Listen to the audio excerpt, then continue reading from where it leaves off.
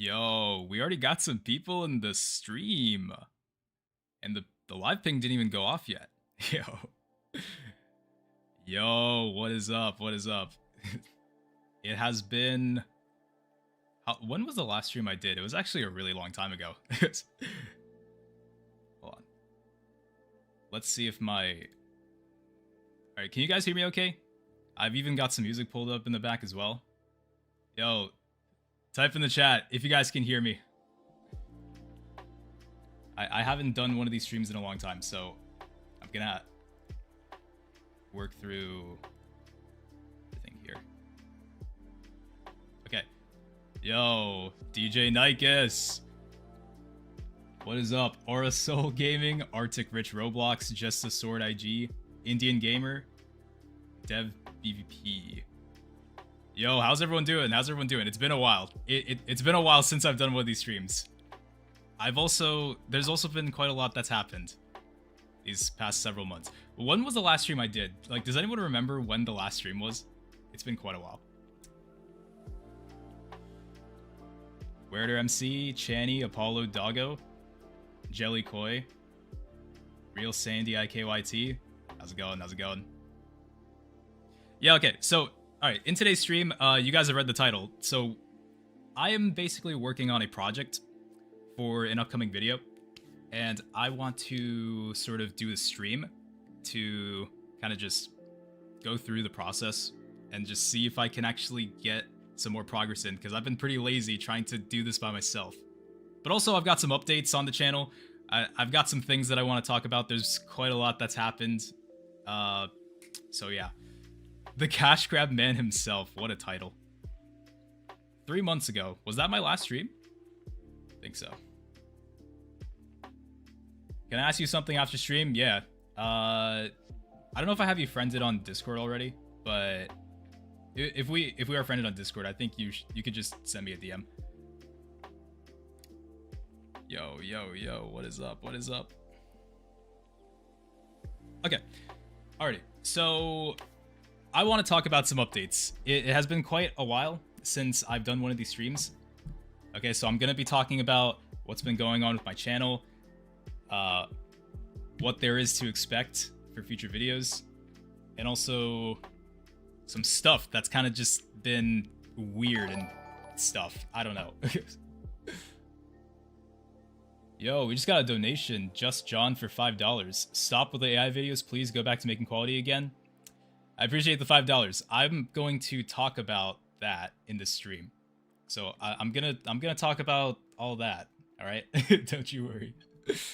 Yeah. All right, but thank you guys for joining in today's stream. Got quite a lot. Is this like final exam time, or did you guys like do your final exams already? If this is like, or if your guys' winter breaks have already started, I don't know. It's been a while since I've been in school, so I kind of forgot when that's supposed to happen. Yeah. Okay, is the advanced scripting tutorial finished, or are there more videos going to come out in it? Let's talk about that. Alrighty, so we got about 102 viewers in this stream. That's pretty good. Okay. Chase DevX. I started watching you on summer, like September or late August, and I can proudly state that I finished the series. I don't know what to tell you. I've been watching, like, straight for a whole month. Dang. Yeah, no, props to you. Making the tutorials was hard enough for me, but I think for people even watching the tutorials, that's also something that's pretty difficult to do. It's like really time consuming. So that's an accomplishment in and of itself. Yo, we got spammer in the chat. Mods, get them. Yeah. But yeah, out of everyone who's watched, who's like subscribed to me, I think a very, very small percentage of people have actually watched all of my tutorials on my channel. So, you know, if you are one of those people, then props to you. Okay, anyways, let's go ahead and talk about some updates, okay? So, quite a lot has happened these past couple months. My channel's been kind of all over the place, so I want to address some stuff, alright? So, let's see. I've just been experimenting with some stuff here.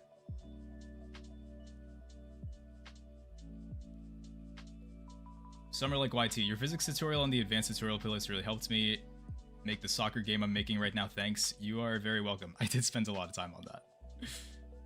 Okay. Practice, practice, practice. That is right. You gotta keep practicing. Okay, anyways. So I want to talk about the first thing. So let's go to my channel. Let's state some... Actually, hold on.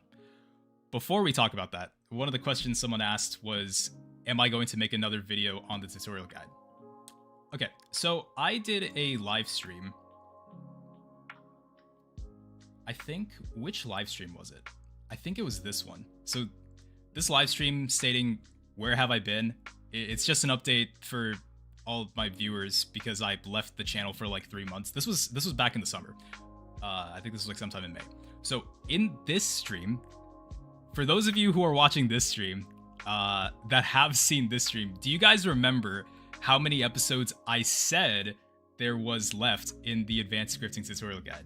Like, type it in the chat if all of you OGs that are watching this right now, how many episodes did I say, like, at that time? I should probably pull up the chat on my phone actually so that I can look at multiple screens at once. I don't know, 4, 6, 25, 6, 7. No, do not say that. 3, 3. You said 3, 3. Yeah, okay. So a lot of people guessed right. Yeah. So in the stream, I said there was 3 left. And in one of my posts in my community tab, I think if we scroll all the way down here, oh, by the way, I did get my silver play button like a long time ago.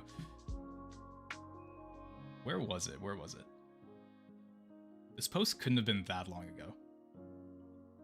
Or did I not post it here? I remember there was a post of me showcasing the final the final 3 episodes of the advanced scripting tutorial guide. I forgot where it is though. I guess I didn't post it in my community tab.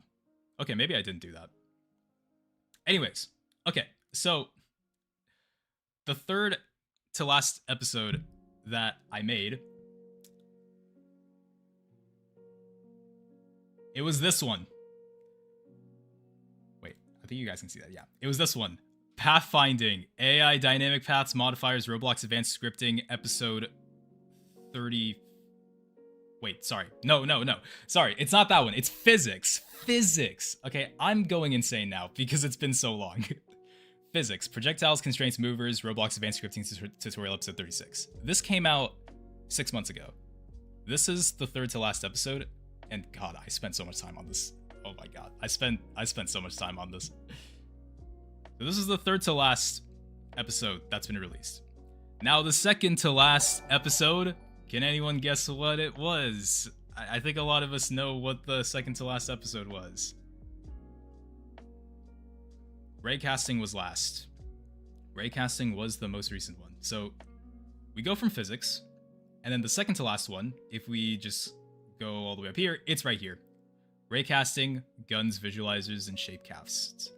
Roblox Advanced Scripting episode number 37, which by the way, I don't think I needed to make the raycasting tutorial 46 minutes. I think this tutorial is much longer than it needed to be, so I apologize if you guys, if for any of you guys who wanted to learn about raycasting, I think I might have made that tutorial a little too long. I definitely rambled on about some stuff I did not need to ramble, so I apologize about that. I'm not a perfect teacher, but yeah, this was uploaded 4 months ago, and if we look at all my videos, that there's no advanced guide. The last one was 4 months ago. My last tutorial though was 2 months ago. The episode 16 on the GUI tutorial guide, viewport frames. Okay, so you guys might be wondering, what the heck is this final episode? When the heck is this episode going to come out? Okay, and I'm going to... I don't know how much information I'm going to give on that. I will tell you some stuff though, okay? Oh wait, let me see what you guys are saying. OOP, it must be OOP, I guess. Yo, put your guesses in the chat. What do you guys think? What do you guys think the final advanced scripting episode is going to be? There is one more episode, and I've been holding off on this for too long.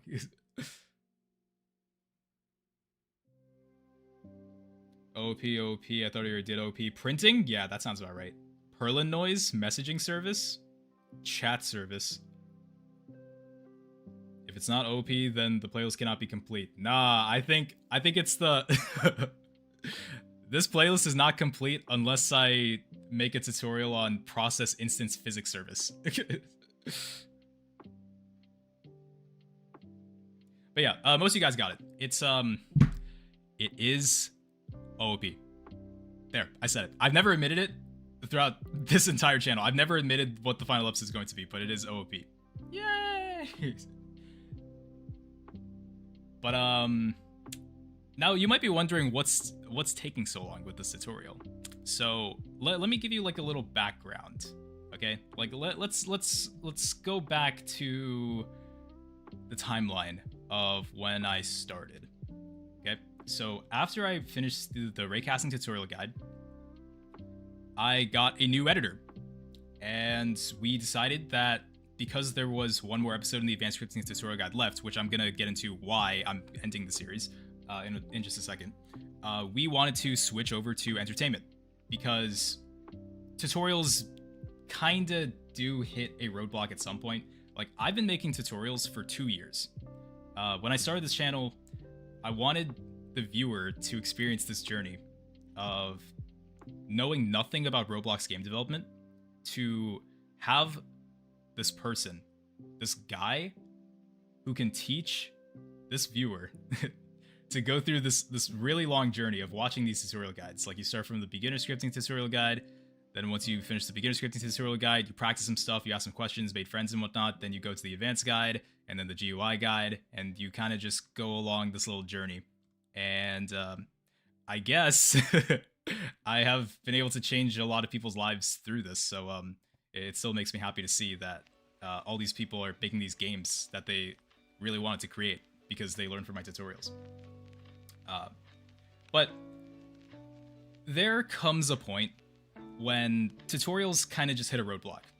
Like, I don't think I really talk about how much work and effort is put into these tutorials, to these tutorial episodes. Like, in my advanced guide, like, I try to put in my best effort to make really, really good tutorials, and I'm such a perfectionist too when it comes to making these videos.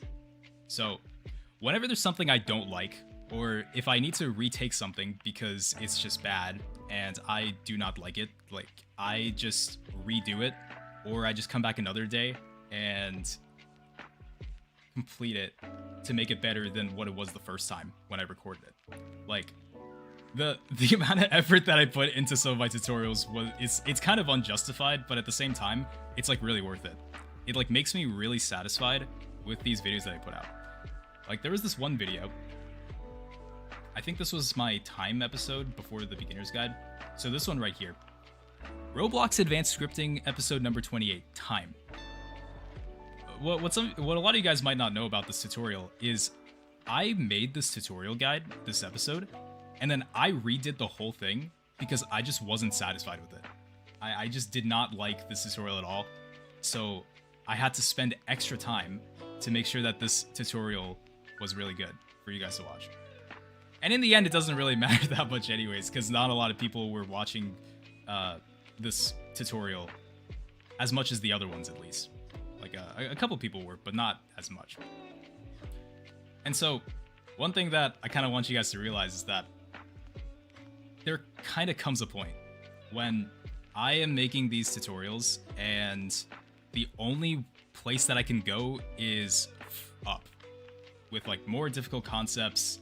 So if, let's say, the advanced guide was over and I would have to go to like an expert scripting episode or like an expert scripting tutorial guide, then that's just going to be really difficult. It's going to be really time consuming, and also just, it's way too much effort to make tutorials on things that are too obsolete, or make tutorials on concepts that are really niche and are used for very specific things, right? And so I feel like if I keep going down this path, then it's just going to be way, way harder for me in the long run. Because these advanced scripting episodes, I try to make these as good as they can be. And if I keep going with these, then it's just not going to be possible for like the advanced stuff, at least for me to put these up on YouTube. That's one reason that I plan on concluding the advanced scripting tutorial guide. The second reason I plan on concluding the advanced scripting tutorial guide is because, okay, honestly speaking, I'm just saying, okay, if you're someone who watched my tutorials from start to finish, like you watched the beginner scripting tutorial guide, you did all your practicing, you started making some basic games or basic systems, and then you went on to the advanced guide and then the GUI guide. Like I literally calculated this. Like I calculated all of my episodes put together lengthwise. It takes about 17 to 18 hours to watch every single tutorial on my channel. Like that's kind of crazy. And that's not including like backtracking, like rewatching some parts. That doesn't include practicing inside of Roblox Studio.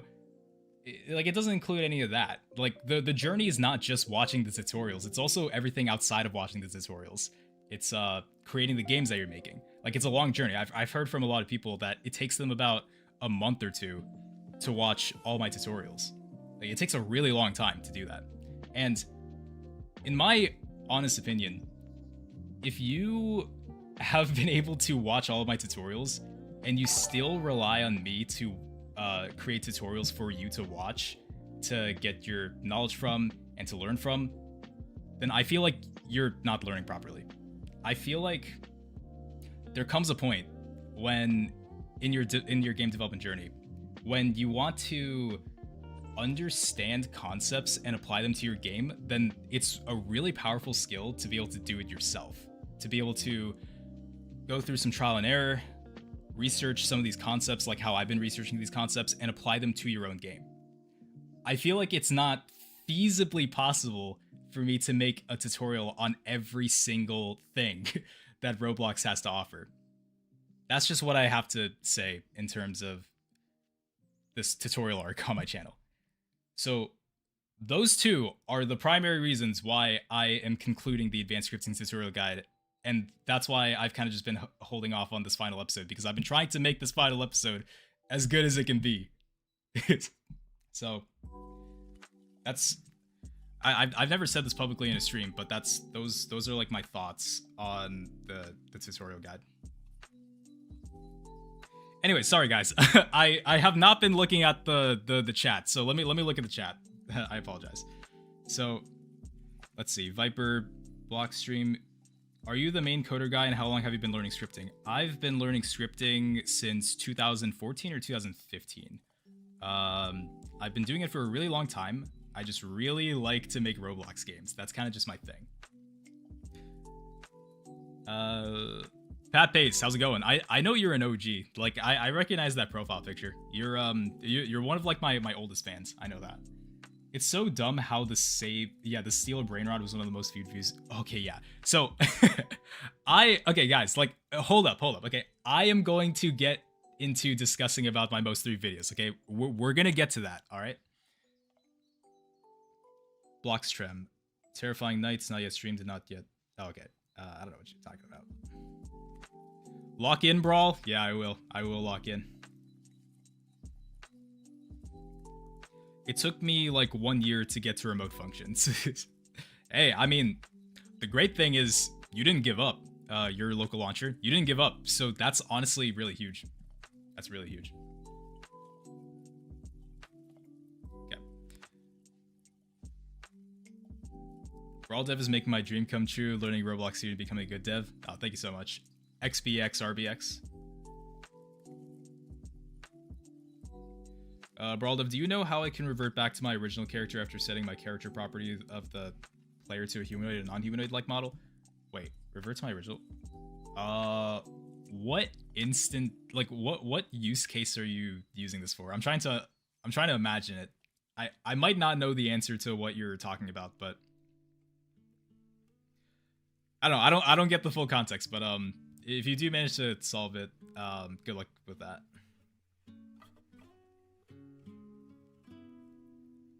Brawl, are you gonna make it so that at the end of the advanced scripting tutorial, we make a game like we did in the beginner's guide? So that's a good question, actually. So in my beginner's guide, I can pull it up here, actually. In my beginner's guide, let's go to my beginner's guide. On the very final episode, we created a game. We got an episode about taking everything we learned about the beginner's basics, and we created a game out of it. Now, here's the thing, all right? So, there's like 38 freaking episodes on the advanced guide. How am I even supposed to come up with the right game that utilizes all 38 concepts put together inside of one game? Like chat, I want you to help me out here. If I were to ever, if I need to think of a game for the final game of the advanced scripting tutorial guide, what the heck would it even be? How am I supposed to fit 38 concepts into one single game? That just doesn't seem possible. And the final episode would be like a couple hours long, I feel.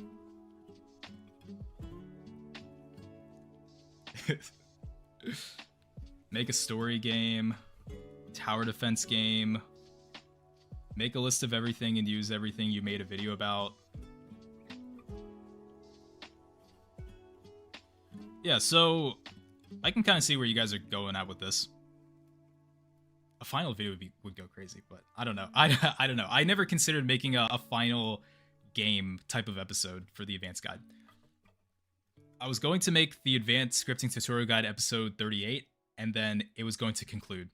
Like that was going to be the official closure. I was going to make a video talking about it too, obviously, but that was going to be the official closure of the advanced scripting tutorial guide.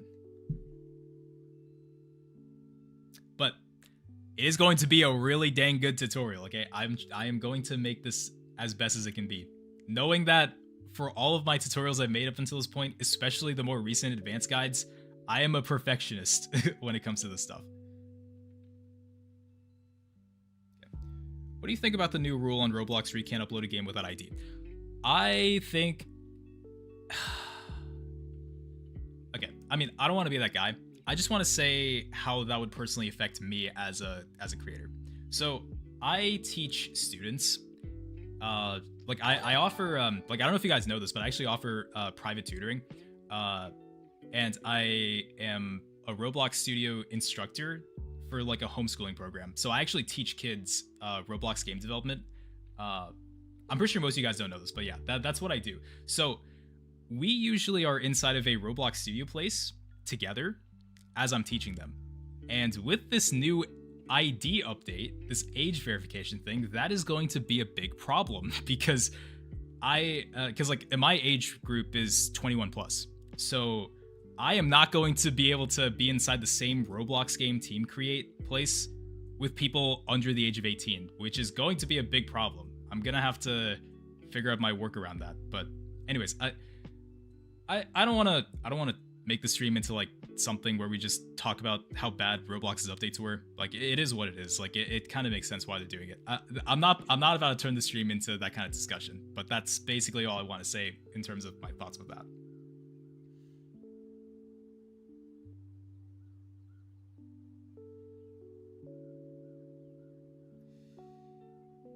Why no 100k? Quantum, screw you, bro. Oh my gosh, Quantum, where's my animations for the 100k special? Yeah, no, that's if you guys don't know, I was gonna have a 100k special, but it looks like that's definitely out of the window because we're almost at 150,000 subscribers. So it's actually really surprising how fast the channel has grown since then. Because Brawl Dev reached 100,000 subscribers in August, I believe. It was like August something. It was like early August. That's when we reached 100,000 subscribers. And keep in mind, this channel is 2 years old. So within the span from August till now, which is like 4 months, we almost got another half of that. We're almost at 150,000 subscribers. Like sometimes I kind of just forget that, you know, the channel's evolving at a really fast rate, and you know, we're we're becoming one of the fastest growing Roblox game development channels on YouTube. Like, so sometimes I kind of just forget about that, but it is really crazy to think about that sometime.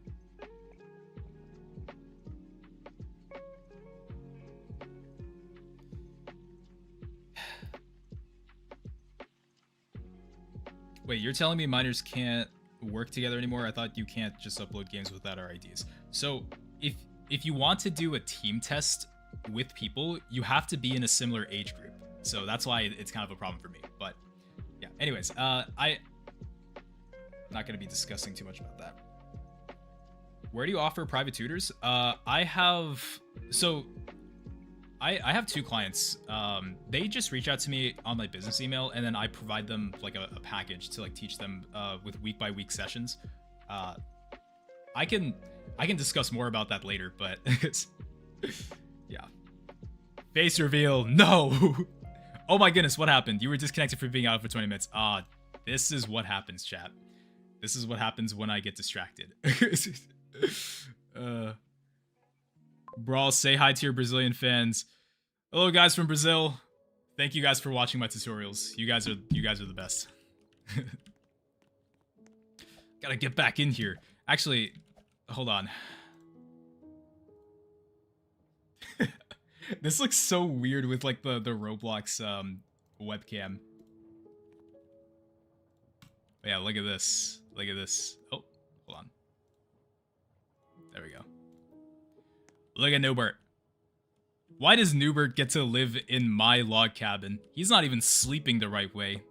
Freaking Newbert, bro. He'll never learn. Oh, holy noob trap. Yo.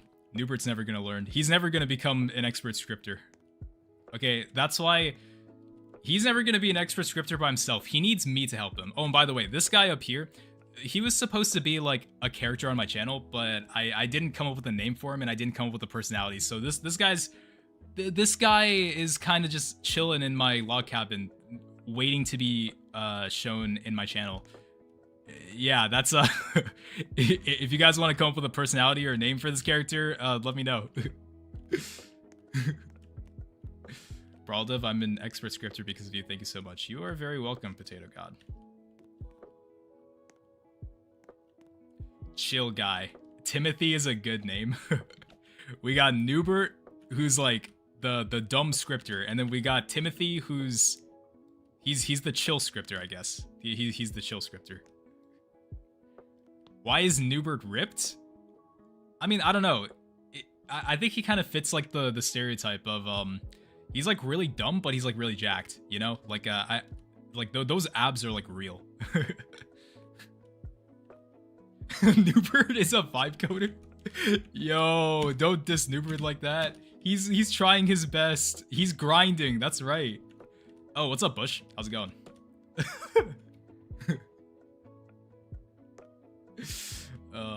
Name him Jim John Jones.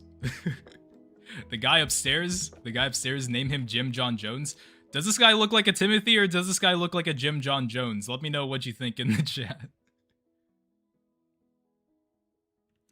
Anyways. Okay. We haven't even gotten to making the boss fight. Okay, so I just want to talk about stuff that's been happening with my channel and things to look forward to. Okay. Because we haven't even gotten to the actual boss fight. Alright, so next thing that I want to talk about, quite the obvious. Some of you guys have already pointed this out. So, I already mentioned that tutorials kind of hit a point, right? I planned to make this decision, this switch, like a long time ago, like a couple months back when I hired my new editor, that I want to pivot away from tutorials and go into entertainment, or maybe edutainment. So edutainment is like the in-between of entertainment and educational content. I'm trying my best to try and fit both of those categories into these videos, because the only way for Braldev, at least for me, one of the ways that works really effectively for Braldev to scale up and reach like a much wider audience is to make the transition from tutorials to entertainment content that can have educational elements inside of them. So when I released the raycasting tutorial, this is when I got a new editor. So then we started with the 10 minutes of useless information about Roblox game dev. So it's still educational, but it's like, it's not a tutorial where you have to follow along what's happening. This is kind of a tutorial, like how to make Roblox games in 1 week. Then we have the viewport frame tutorial. And then we just lean into more of the entertainment side. You guys can see that there's like a transition from tutorials to entertainment that's like educational, but are not tutorials. And then we go into more on the entertainment side. So we got playing my old Roblox games. I tested every free Roblox plugin. 10 noobs versus 1 pro developer make a Roblox game. I gotta say, this video is really chaotic, but I actually had a lot of fun making this video. And then we have this video, 8 Roblox developers versus 1 secret griefer. This video was terrible. I actually did not like making this video at all. And then we have I made the most pay-to-win Roblox game. Okay, I think, this is what I think. This is one of my favorite videos on my channel. Like, when I looked at the stats for this video, the retention was really good, the click-through rate was really good, everything about this video was perfect. But the problem with this video was that this is kind of an outdated trend, which is why it didn't really perform well. But I personally enjoyed making this video. Like, making the game for this was really fun. Oh, and by the way, here's also another thing you guys might not know about. So if I were to load up the game here, or the video. Oh, I had so much fun making this video. This video was so fun. So I put a link to the game here. Play the game here. You guys want to know what happens when you press it? Let's press it. Let's play the game. Oh, what is this? Something went wrong. 404 page not found. Yeah, so apparently, this game got taken down. Okay, and now you guys might be wondering, how did Brawl Dev's pay-to-win game get taken down by Roblox? Okay, it's very simple. Actually, I want you guys to guess. How did my game get taken down? It got deleted? Yeah, the game actually got deleted. Oh, why do you guys think the game got deleted?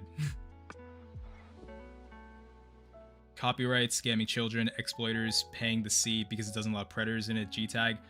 Pay to admin. So, it's actually none of them. It's actually something surprising. Like, so far no one has guessed. Children reporting be dumb. Lack of process instance physics service. Yeah, you know what? It might be that. It might be that. The script stopped working. Gambling. Too much revenue. Okay, so from everything that I've... Wait. Oh, someone got it. Okay. Okay, one person got it. One person got it. It had an offsite image or link. So basically, the game got taken down not because of the game itself. The game got taken down because I put a link to this video, like this YouTube link, in the game's description. And Roblox took it down because apparently putting offsite links in your game's description is against their TOS. Even though it's a YouTube link. Like, you're allowed to put YouTube links inside of a Roblox game. But I guess you have to use Roblox's social links feature. You can't just put them inside the game's description. But yeah, so the game got taken down. Quite sad. But you know what? Maybe it's for the best.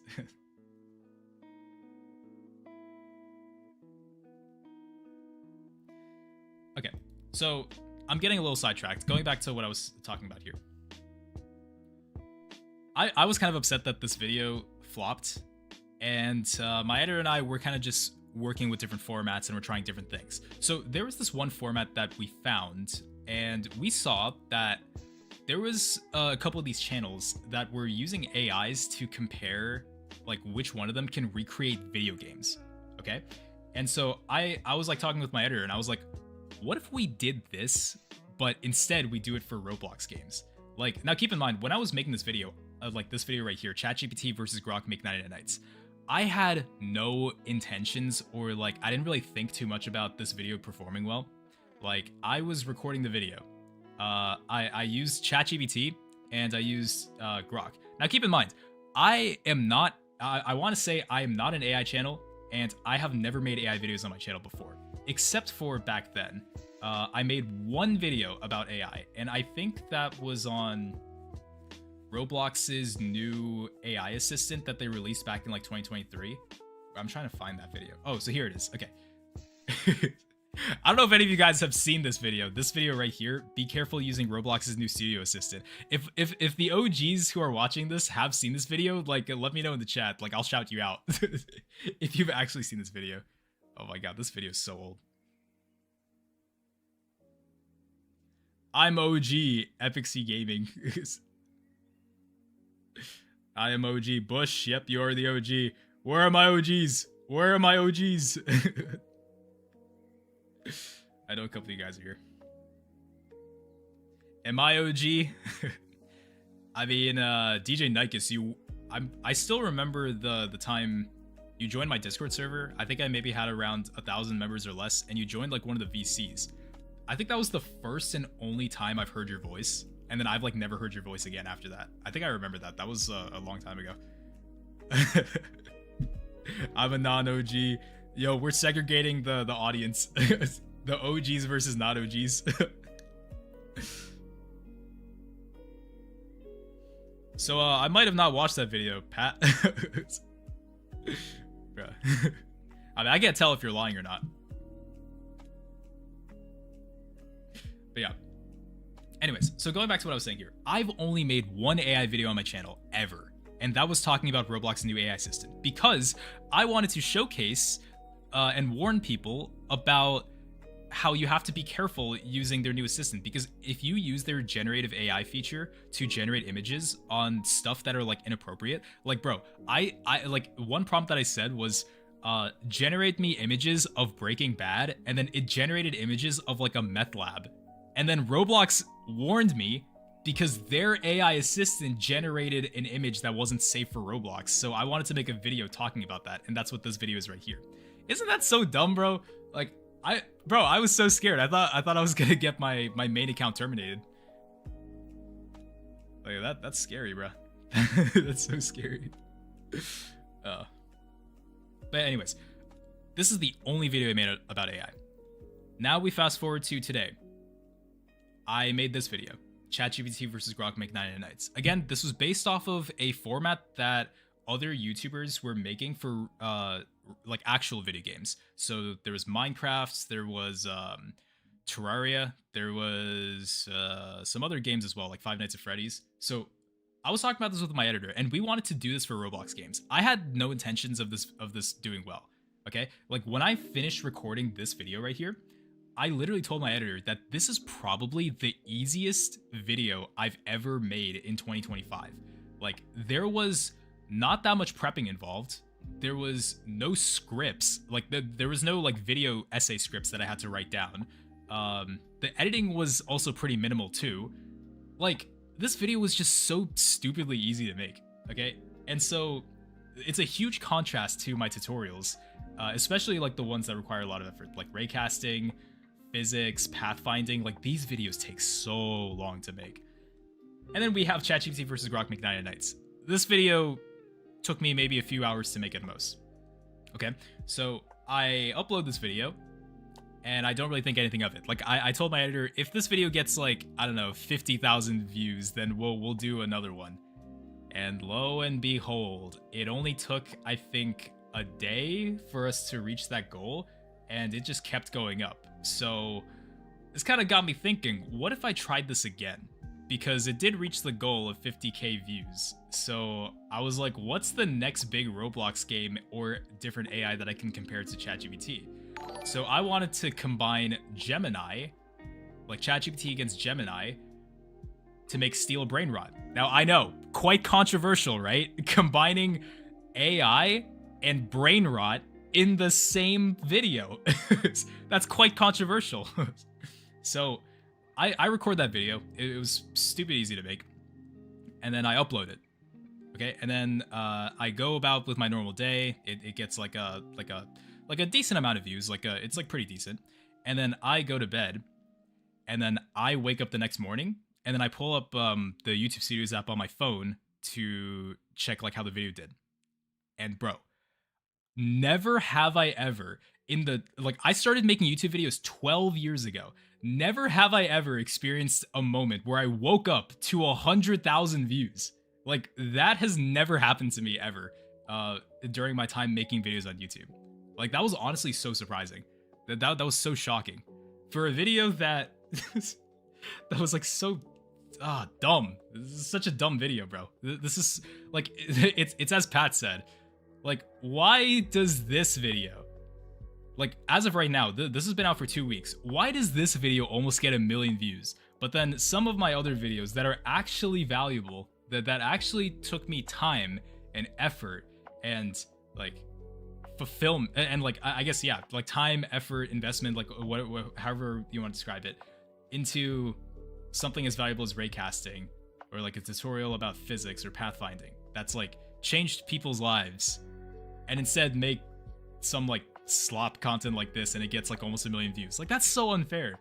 Like, especially, and you know the funny thing too is like, well, when I was talking with some of my friends about like why the pay to win video flopped, and like, well, when I came to the conclusion that it was probably because it was a dead trend, I was just so upset that the video did not perform well, even though I had so much fun making this video. Like, I actually felt fulfilled making this video, and I had fun recording it and sending it to my editors so that we can have this video finalized.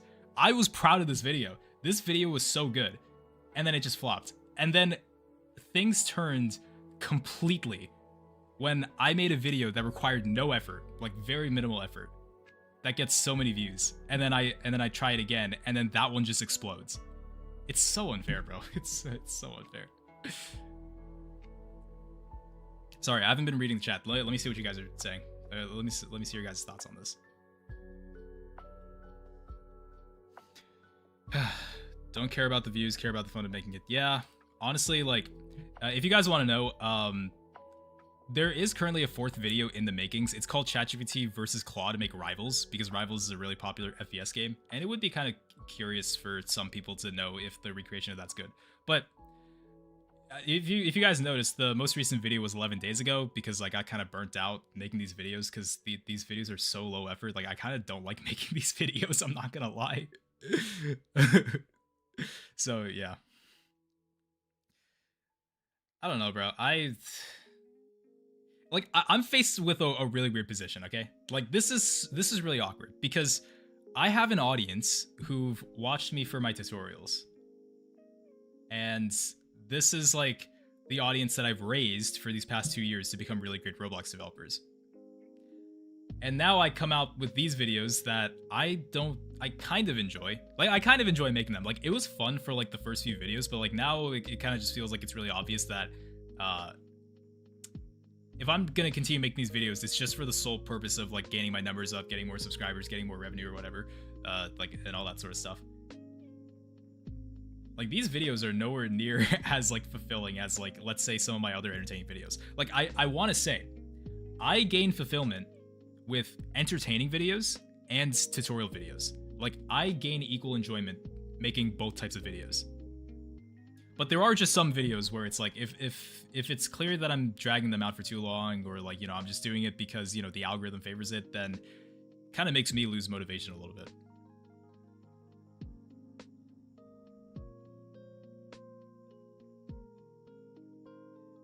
So that's kind of like my thoughts on these videos. Now, it might look like that I am milking this series and like I'm a sellout. And you know what? I don't blame you for thinking that, because that was the original intention that I had in my head when I saw that this video did extremely well. It's like, we had to make the next video right away, and then the next one right away, and then the next one right away. But then I had to like sort of reassess this a little bit. I had to think, like, is this good for like the long-term vision of Brawl Dev? Because I feel like it's not. I feel like it's really not. Like, disregarding like the AI part, like this is like a whole separate topic. Like, I'm not even talking about the actual AI part that's like not making this like unjustified. I'm just talking about the fact that I'm not really enjoying myself as much when making these videos. Don't take that out of context. But yeah, it's I don't know, it's really weird. Like, I've garnered an audience of people who have been able to transfer their interest from these videos to learn Roblox game development. Like, I'm not going to disregard the people who did watch these videos and are now getting into Roblox game development because they saw me recreate these popular Roblox games using AI. Those people do exist in the audience. But I think for the most part, a lot of the people who watch this, they just want the entertainment. There's not that much educational value. Like if you guys have seen these videos, you might notice that there's not really that much education inside of it. And apparently that's what gets views. That's just what gets views. Like again, I had no intentions, like I had no idea if this format was actually going to do well, but it somehow ended up doing well. Whether you want to say that's a fortunate thing for my channel or not a fortunate thing in my channel, that kind of just made things a little confusing for my audience, because now I'm like mixing two different audiences together. Okay, so again, this is not about AI. Like I'm not making this discussion about AI.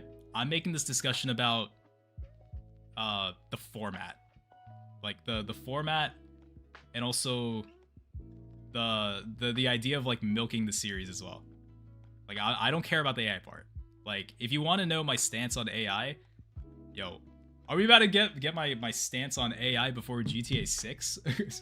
That'd be crazy. It's probably like not that surprising to a lot of people.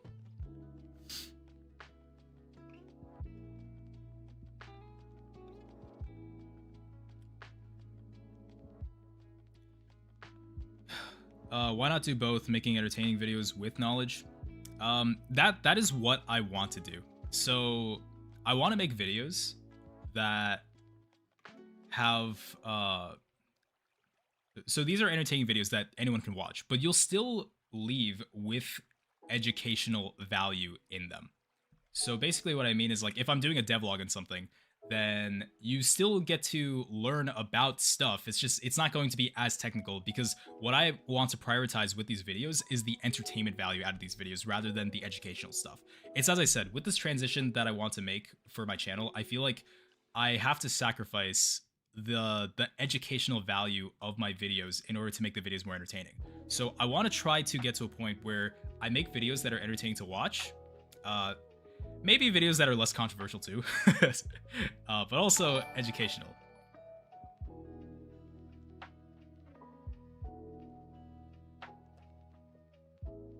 So yeah, that's kind of my thoughts on this. That's kind of what I want to say about this. If you want my quick opinion about AI, I don't want to be that type of person who is like, you should not use AI. Actually, you know what? I'm gonna show you guys something. I'll just sort of explain my thought process here a little bit. Okay, so this is gonna be quite random, but that's what the stream is all about. Okay, we're in for the randomness here. I'm gonna draw two circles. All right, so let's imagine that this left circle, this is what represents AI. All right, are you guys following along, or I don't know what I'm trying to do here. Okay, we got one bubble. This is or not bubble, but like area, right? We got AI, we got creativity, if I can spell creativity properly. I'm about to be laying down the Brawldiv take on AI for game development. Okay, so we have AI, right? It's on one aspect. This is its own thing, and then we have creativity. This is also its own thing. Like what? Like I want you guys to think. Like instead of just thrashing out at people being like, "Oh, AI is so bad, it's so terrible."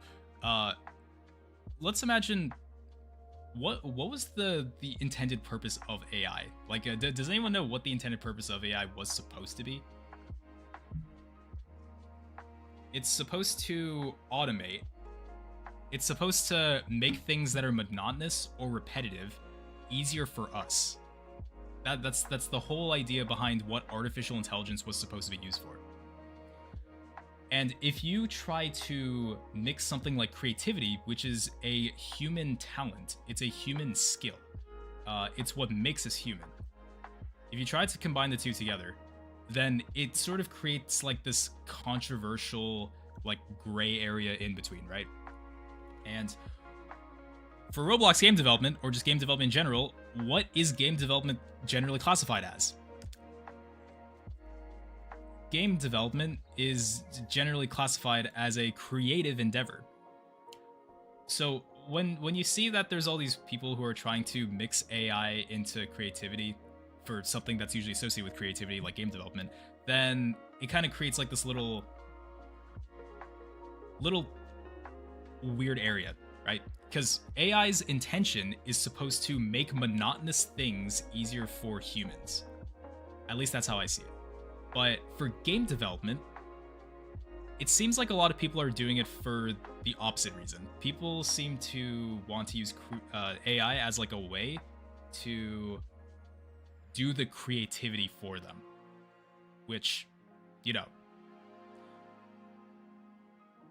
my take on this is if you use AI for your development, I do not really care, honestly. If you don't use AI for your development, that's also fine, because AI is a tool that is available, and you have the agency to pick if you want to use this as a tool for your development or not, okay? Like, I don't want to be the type of guy to say you should not use AI. AI is terrible. But I'm also not going to be the type of person to be like, AI is so beneficial for development, you're going to be left behind if you don't use it. I think both of those types of people are equally as annoying. So I'm not here to tell you if AI is something that you should use for your development or not. Like, I know friends who have used AI for their development that is actually genuinely helpful sometimes. Like they like, if you use AI to create games without knowing the technical aspects of it, then you're going to have issues with it later down the line. If you use it for monotonous tasks or things that people are not really going to notice, then I would say that's actually pretty useful, and that would actually save you time. Like, let's say, for example, let's say you're creating grass. This grass doesn't have to be so beautiful looking, but if you're inside of a Roblox game and you just want like grass models, then you just say, hey, AI, make me some grass models. No one's going to care about that. Like, no one's going to notice that grass models were generated by AI. But if you're, let's say, creating a boss or like something that's actually important to the user experience, I feel like you should minimize AI like just a little bit, or you should not overly rely on it if you're going to make something like that. That's all I'm saying, okay? Like, that's, you can disagree with me on that. Okay, once again, I'm not trying to say you should use AI or you should not use AI. It's a tool that exists. If you choose to use it, that's fine. I do not care. But I use a little bit of AI. But I don't rely on AI to do all the work for me. That's basically all I'm saying about it. Okay?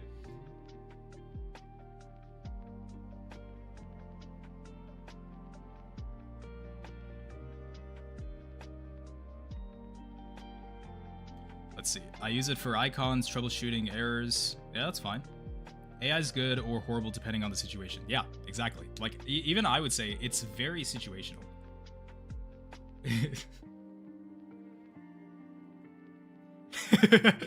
Can AI draw balls? Yeah, no. Yo, I did a terrible job drawing balls, so I think this is something AI should do for me.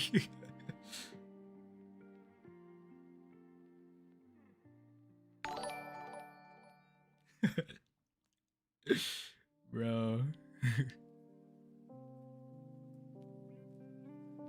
AI can draw balls.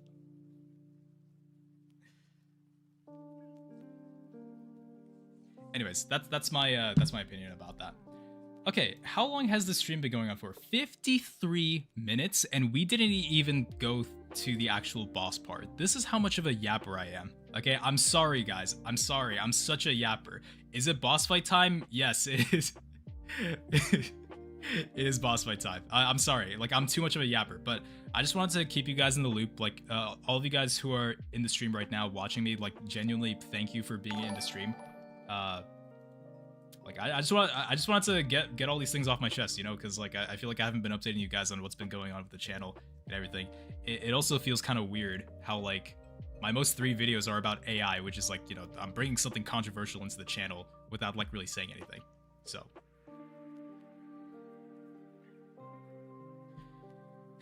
anyways, okay, so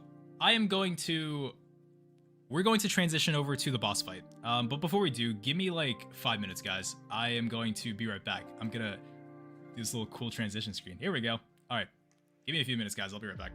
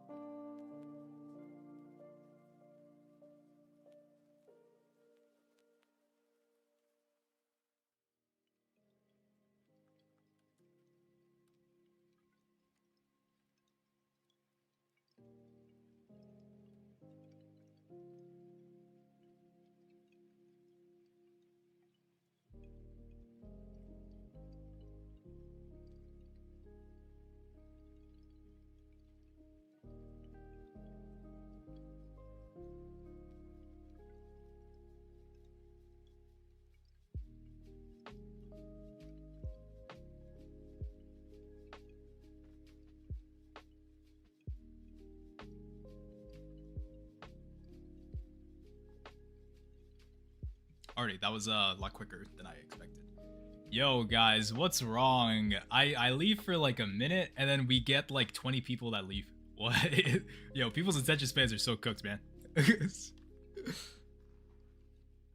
Wow, he's back. I can't believe it.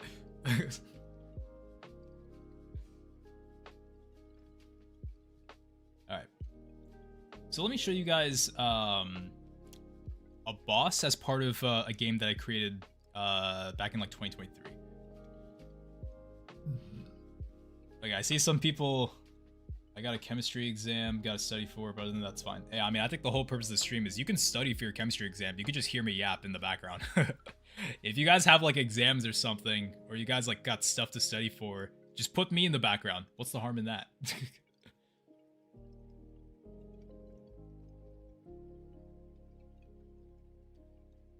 Everything for the retention. Yeah. You might as well like and subscribe as well. Your voice is perfect for that too. Yeah. I guess. I'm in bed so I can hear you while I sleep. Yo, I mean, that sounds like really great retention right there. You're just gonna keep... It's like by the time you're awake, the stream is already ended. Okay. Let me try and showcase this. Let's see if this is possible. Get off Discord, Opera, Roblox Studio. Okay. Do you guys see this? Let me know in the chat, guys. Do you guys see this or nah? Yes? Okay. Alright, you guys see this. Don't scream, he's trying to sleep. Okay, I will not scream. I will not scream just for you. Except I will randomly scream like out some point in the stream, so... No, I'm just kidding. I'm just kidding. Okay, so this is a game that I worked on back in 2023 with some British guy. Now, if you're a fan of me and you've watched my videos for a long time, you might know who I'm referring to. It's some British guy and also this friend of that British guy. Archie? Nah, it's not Archie, man. What makes you think it's Archie? Working as a slave. Yeah, no, it's Archie. But this is a project that I'm not working on anymore. I'm gonna be taking stuff from this game and I'm going to incorporate it into this boss fight that I'm trying to recreate. So guys, I just want to preface, this is not the boss fight, okay? This is not the boss fight. I just want to show you, okay, like, are you guys, I just want to preface, this is not the boss fight. What am I doing? What am I doing? Okay. Alright, now guys, what I'm going to do is I am going to hit play. Okay, I'm going to show you guys this boss fight that I created back in 2023. Okay, and what I want you guys to do is just put OMG in the chat. Like, I want to see OMGs spammed in the chat. Okay, as soon as I hit play, I want to see OMGs in the chat, alright? You guys ready? Okay, alright. 3, 2, 1. Let's hit play. Okay, let's get this boss fight. Let's get this boss fight in. It's, oh my gosh, it's so slow. Oh my gosh, no way, oh my gosh. It's not even loaded in. It's so slow. Load. Oh my gosh, who is that? Who is that? New bird. Oh my gosh, this is so slow. Yo, oh my gosh. What is happening right now? We got trusses, we got waves. This is so incredibly slow right now. I'm actually freezing up right now. Ah, get up. Oh my god, oh my god, oh my god, oh my god. Is this that ability game? Yeah, it is. Now I'm noob trapped. Yes, I am.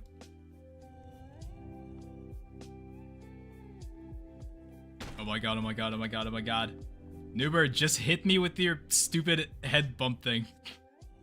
This is the most crazy day of his life. Oh, here we go. Okay, he's about to hurt himself. Watch this. Watch this, chat. Watch this. Watch this. Look what he's about to do. Boom. Oh, he's raged now. He's raged. Look at him. Oh my gosh, he's much faster. Oh, I gotta climb up. Gotta climb up. Ah, no, I got hit. Okay, well, that's a health taken down. Okay, get up. Oh, wait, no, this is bad. This is bad. I'm gonna get hit. Oh my god, that's so fast. Bro, just hit your head already. Did he hit the gym this time? Yeah, that's right. Oh, wait, he's gonna die here. Okay. Alright. Die. Die. Die. Die. Oh, wait, I'm gonna get... Am I... Oh, okay, well. Yeah, I got hit by that. Yes. He died. He died. Alright. Now you might be wondering what this thing is here. This is an orb, an ability orb. So when you pick this up, look at that. I have unlocked jumping. You guys might be so confused what's happening here. So basically the way that this game works is that this is an obby. And this obby is centered around boss fights and abilities. So when you're playing the game for the first time, you have areas, and in the first area, you're only locked to just walking. So you have to do that one area with the abilities that you have. And then at the end of each area, there's a boss fight. So this is that boss fight with Newbert. And once you defeat the boss fight, you gain the next ability. So then you go to the next area with your newly acquired ability, and then you just keep doing that. So yeah, this was a game that I worked on back in 2023, but I kind of stopped working on this. I don't know why, but yeah. By the way, the Newbert lore goes crazy. Like, I don't know if you guys know this, but I did not create Newbert when Brawldev existed as like a channel. Newbert was actually a character before my channel existed. It was used for this boss fight. Where does Newbert come from? Yeah.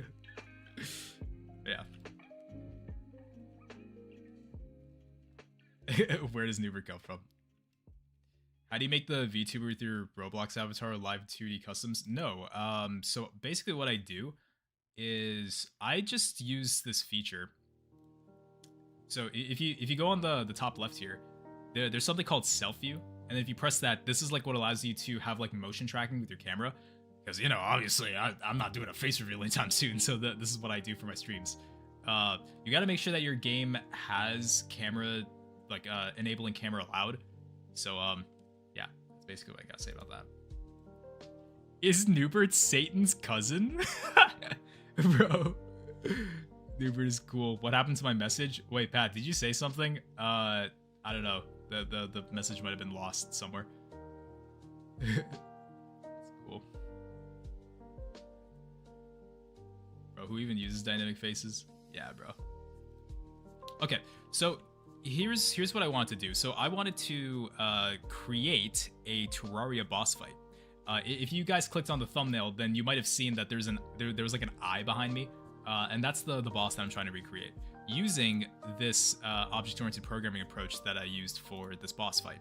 Now, there are some other things like BTrees, like behavioral trees. I don't know if you guys have ever used behavioral trees. It's like a type of state machine to create dynamic behaviors for NPCs. I don't really use that much. I don't use it that much. So there's that, and also Perlin noise. I use that for map generation. So let me show you guys. I'm going to open up the place.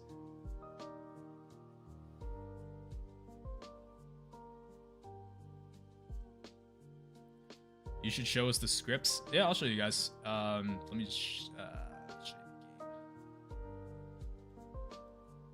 I'm just trying to pull up the other studio place with the Terraria boss fight.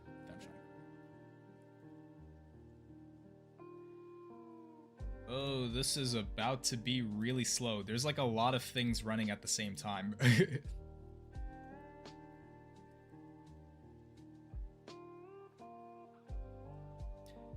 Eye of Cthulhu or something, like that was the name of it? Yeah, Eye of Cthulhu. Like, I'd be surprised if any of you guys can spell Eye of Cthulhu correctly, because like I seem to always get stuck typing that correctly. Like, Cthulhu's a strange name.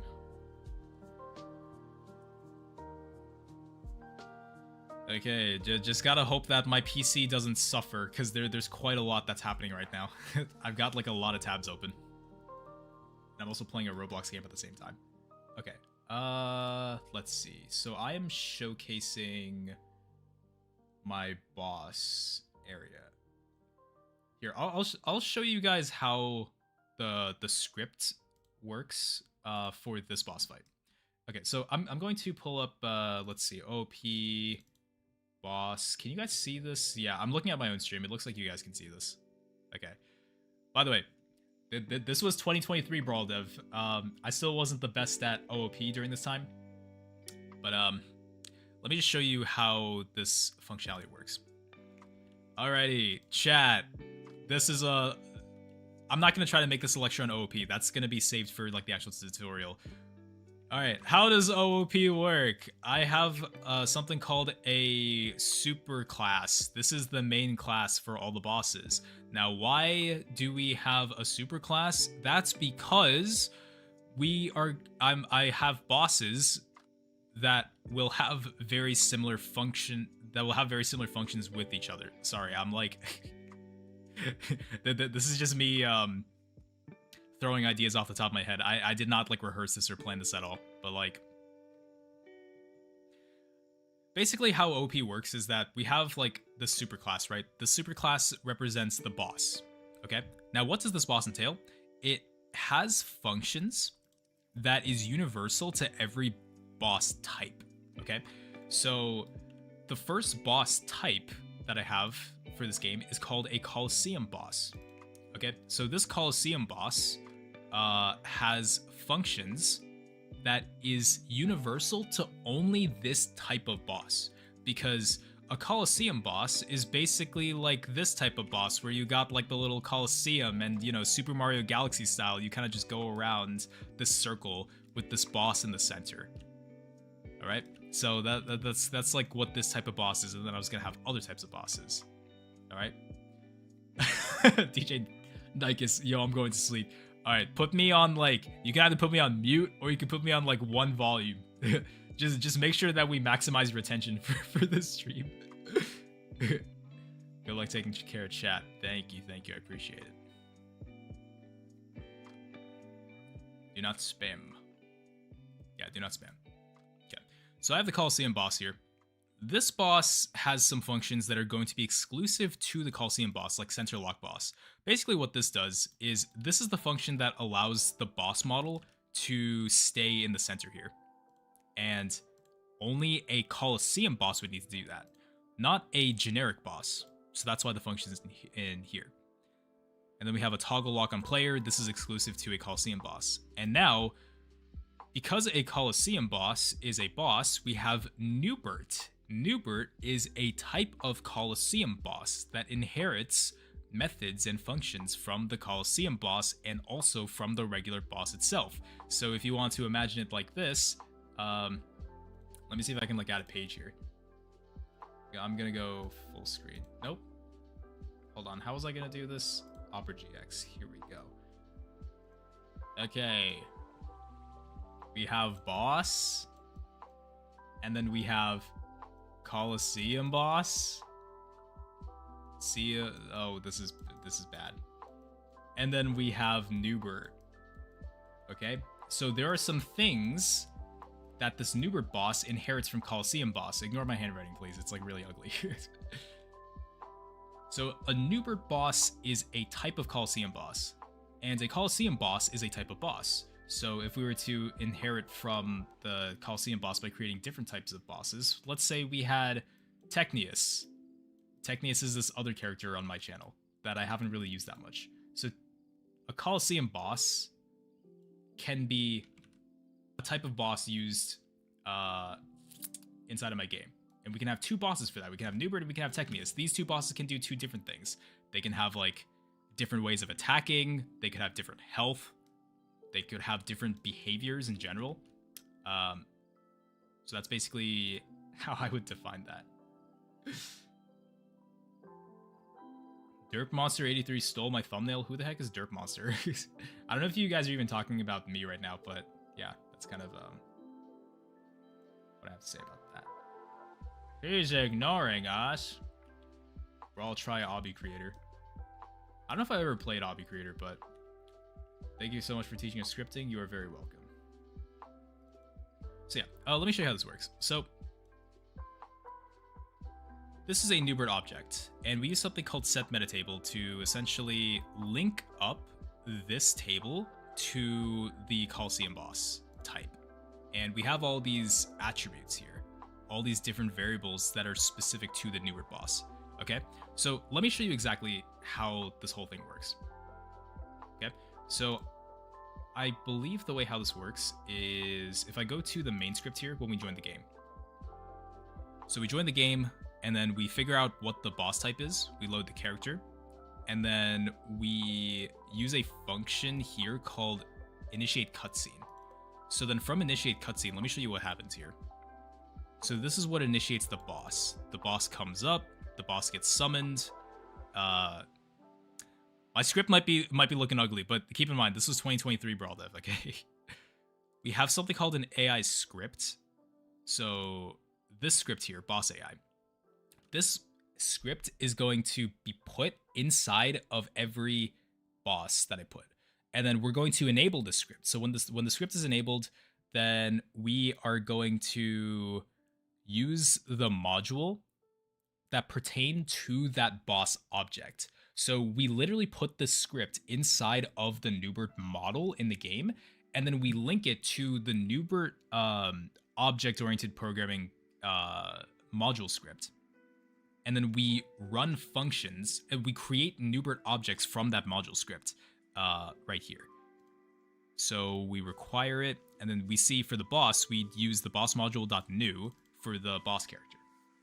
So then we have access to Newbert's methods and attributes inside these scripts. So as you can see, we use sensor lock boss, which is a method that's specifically in Newbert or Coliseum boss. It was like something like that.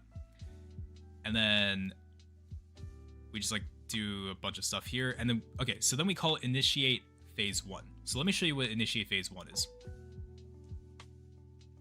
So initiate phase 1 should be somewhere down here. Oh, this script is so long.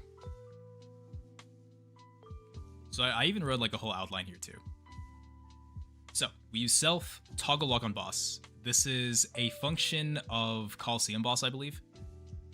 And then we start with the while loop. We're like, if the phase 1 is currently activated, so we're currently on phase 1, then we want to get Newbert to lock onto the boss, and we want to do something called a punch countdown. So we basically pick like a random lock on time for Newbert to look at our character. So like if we're inside the place and we're fighting Newbert, there's going to be a random lock on time. And then after that lock on time is done, what it's going to do is it's going to pick a random move to do. So you know you had like the body slam, but then you had like the body slam with the headbutt as well, because that's what causes Newbert to actually take damage. So it picks a random move. So I use like random.new to pick a random move, and then once we find that move, we use an if statement to check, is this move the slam, the both slams with the headbutt? And if it is, then we want to disable the lock-on thing. And then, you know, show attack indicators. This is what makes the boss actually like showcase like the red indicators before it actually destroys the player. This is like a lot of calculation stuff. This was like pretty complicated to do. That's actually one of the things that I was trying to figure out. So we got lava wave. This is like creating some animations and visual effects here. Then we got shake effect. Yeah, a lot of these are like animations and effects. And then we have some helper functions here, like summon rising lava, toggle map trusses, and then once Once Nubert does a move, then we wait for a couple seconds. And then we just check if this is like another move, and you know, you kind of get the idea here. So, how do we determine if Nubert is hurt enough to initiate like its phase 2? Well, the way we do that is there is a function up here. So Nubert detect health change. So basically what this does is we detect if Nubert is at a specific health range. And if Nubert's at a specific health range, then what do? We set phase 1 activate equal to false. And what happens when we set phase 1 equal to false? Well, if we go back to initiate phase 1, remember how this while loop is going to continuously keep going until as long as phase 1 is active? Well, if phase 1 is not active anymore, then what's going to happen? We're going to stop the loop. So then we're going to go down here, we're going to stop locking the boss, and we're going to call this init interlude function. Okay, so then from here, we go to init interlude. And this is like what causes Nubert to like rage and like thrash and everything. And then we go to phase 2. And then phase 2 is basically the same as phase 1, except it's just faster, and like I think it has access to other moves, it does more damage and all that stuff. And so once all that's taken care of, then Nubert's basically gone and done for. And then it triggers like a cutscene whenever Nubert reaches 0 health. And then that's what allows me to pick up the orb and, you know, destroy it. So this utilizes object-oriented programming. I think this is one of the best use cases of object-oriented programming. If you have multiple types of bosses or multiple types of NPCs or enemies in your game, I think this is a really good use case to use object-oriented programming. Now you might be thinking, behavior trees. What exactly is a behavior tree? A behavior tree is a way for us to create dynamic behaviors for an NPC. And before I explain more on that, what are you guys saying? Sorry, I'm not doing a good job looking at the chat and explaining at the same time.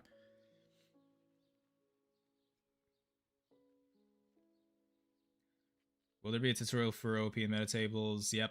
I established earlier in the stream that the final advanced scripting episode is going to be on that. Are you going to save the stream, or are you going to end stream, or are you going to hide this live? The stream is going to remain public after the stream is over, so you can just watch it whenever you want. Yo, Braldev, what is good? Real Sharky?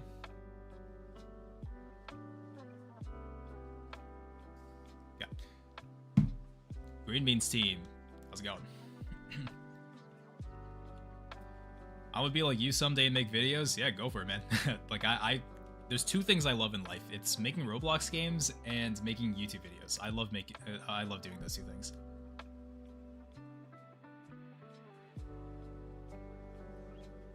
Okay. I noticed. Yeah. You should 100% add in a script that makes it so that if you win the boss fight, there's a 1 in 1,000 chance you crash. Yeah, that sounds like a great idea. Okay, but that was kind of like my little explanation as to how this Nubert script worked. I think now what I want to do is go into my other game, if I can pull that up. That is. And I think I also need to change my windows here. This one? Yeah. Okay. Guys, I think you guys kind of saw it. Wait, but what is this? Can you take down Derp Monster 83's video on YouTube? He stole your thumbnail. Let's look this up. Yeah, can you link me his channel? Derp Monster 83. Derp Monster 83. I don't know if I'm just gonna find his YouTube channel from this. Maybe I know this guy. He's a streamer.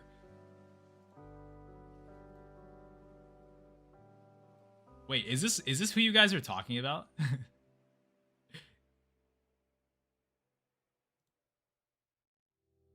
It's trying to, bro. My PC is like dying right now. It is freaking dying right now. Hold on, we gotta investigate. We gotta investigate. Is this guy stealing my thumbnails? Wait, what? Wait. Whoa.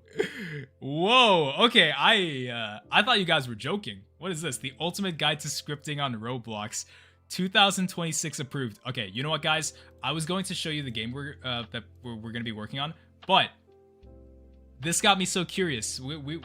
I think I think this deserves a Brawl Div live reaction. What do you guys think? All right. Shall we react to the Ultimate Guide to Scripting in Roblox 2026? Type in the chat.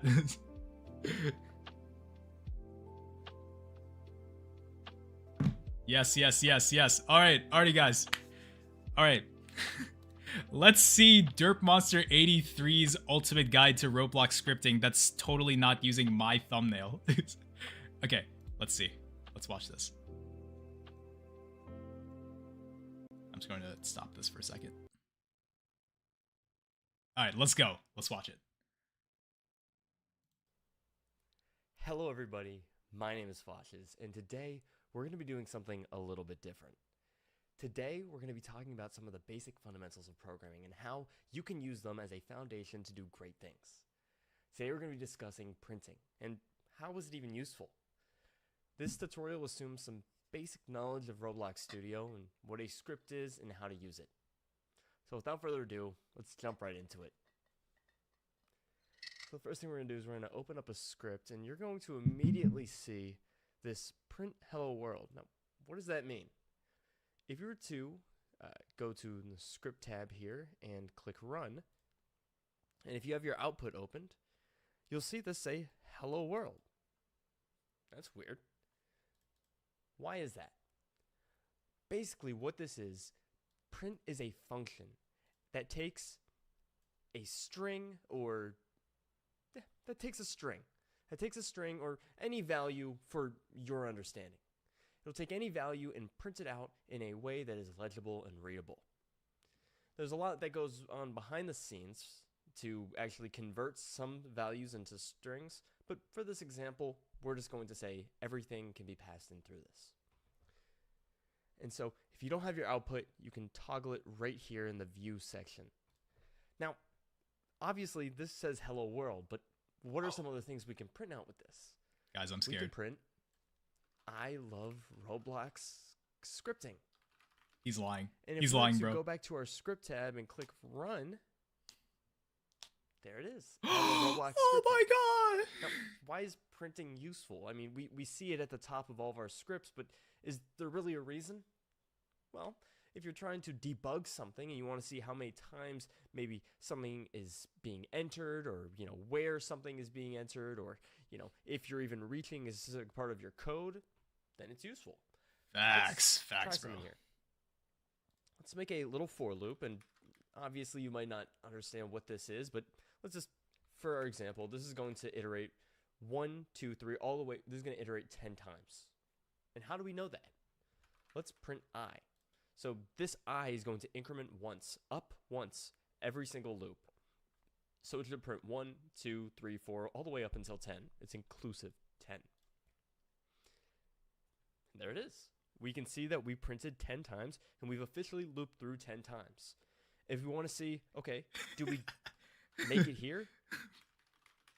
We can print out right here and say, huh, we made it here. Oh my god. Thanks for watching this tutorial, and maybe we'll move on to another more advanced subject. Oh, take care, everyone. No. This is DrillBitBox. No. Bye. No, please teach me more. Bro, you're so good at teaching. No, bro. Oh my gosh. Yo, you know what, guys? Take care, everyone. Okay.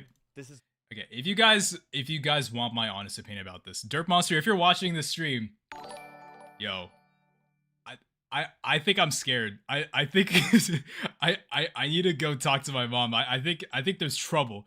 I have a clear competitor for 2026. This is not good.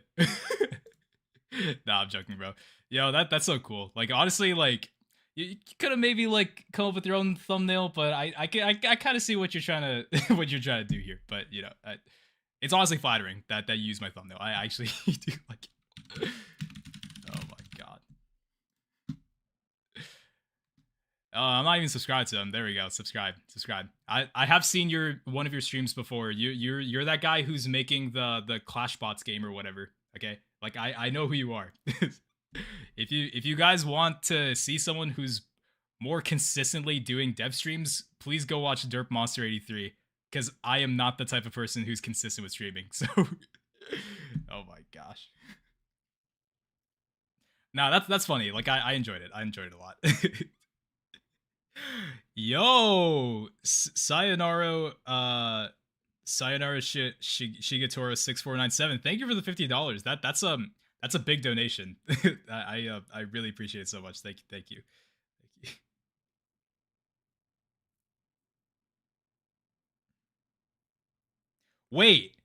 Wait, did I get the wrong guy? Did I? Wait a minute. Wait. I swear to God. Like, okay, wait. Yo, I am definitely not thinking properly. Yo, did I get the wrong guy? Oh, I'm sorry. It's Leaf. Leaf, bro. He's the one that made the Clashbots devlog series. No, wait. I swear to God, I've seen you before. I swear. Okay, wait. Derp Monster. Oh God, now I look terrible. Now I look terrible right now. Oh, this is awkward. No, Derp Monster, you're the guy who makes like these videos talking about new Roblox updates. Okay, like look. I have the receipts. I have seen this video. Roblox's new input action system is insane. Okay, like guys, if you're watching this right now, Derp Monster, if you're watching the stream, I have seen your channel before. I just mixed up two different creators. I'm so sorry. Do not cancel me, please, dude. Oh my gosh, what have I done? Oh, and I disconnected. That's not good.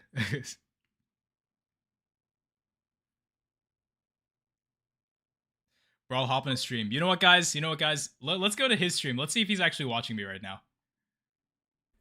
We fly over here. Brawldev is on your live right now. Wait, what the fuck? Brawldev? Wait, that's the guy that does, damn it. Who is he again? He did the tutorials, right? Yo, that's awesome. Dude, much love, bro.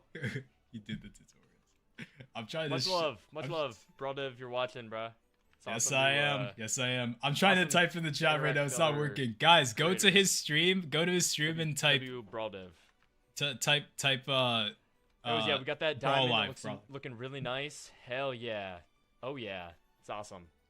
Yo, I can't type, bro. Rebirth price. He said he hates your hairline. Bro, I did not say that. I did not say that.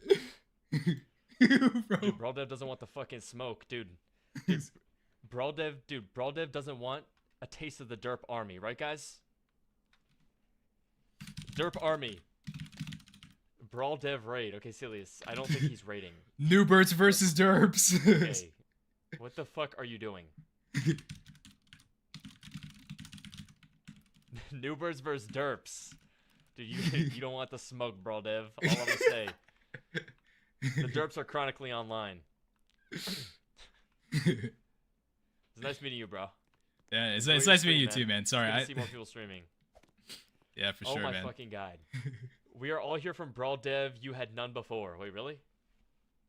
L Derp W Brawl. You're my own chatter. L Derp Monster W Brawldev. Whatever, man. Alright. New birds is greater than derps, that's right. Going live. He's going to his girlfriend's right now.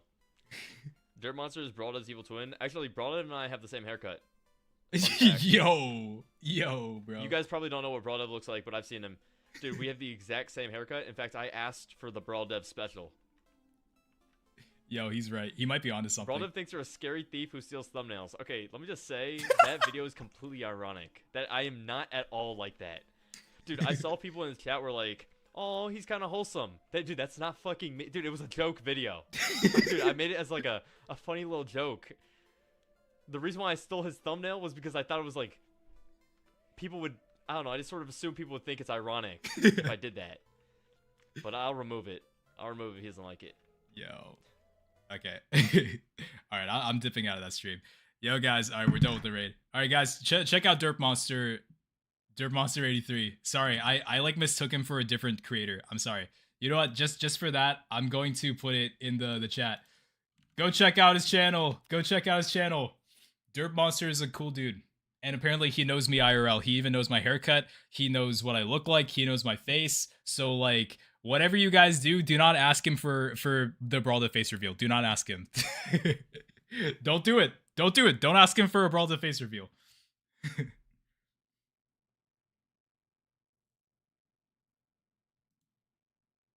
Oh my gosh.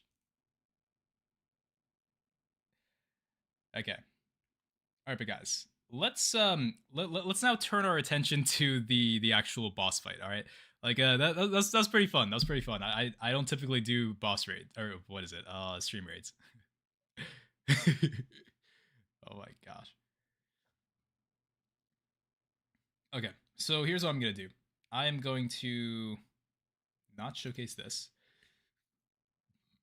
Okay, guys, I am about to show you guys peak. I'm about to show you guys what I'm currently working on. But before we do that, give me like a few minutes. Give me like 2 to 3 minutes and I will be right back. So I will show you guys the game that we're working on. Okay, guys, do not leave. Okay, everyone who's watching the stream, do not leave the stream. Okay? Can I trust you guys to be in the stream for a couple minutes until I get back? Alrighty. No, don't leave. Moto, please stay. 6 people already left. No, please don't leave. All right, well, whatever. They're not real. They're not the real Brawled fans. For the real Brawled fans, you guys will stick around. All right, give me a few minutes. I'll be right back.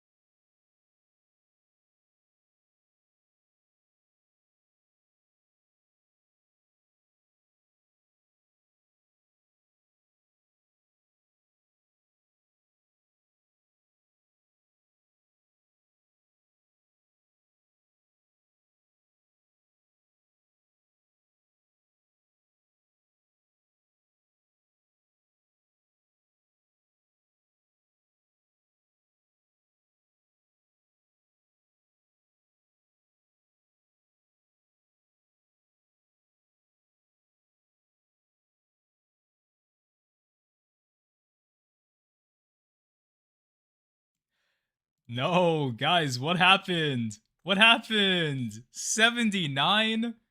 Why is it not 67? No, I'm just kidding. Where were we at? I think we lost like 30 people from that. Yo, what? That's unfair. Okay, let me put the music back on.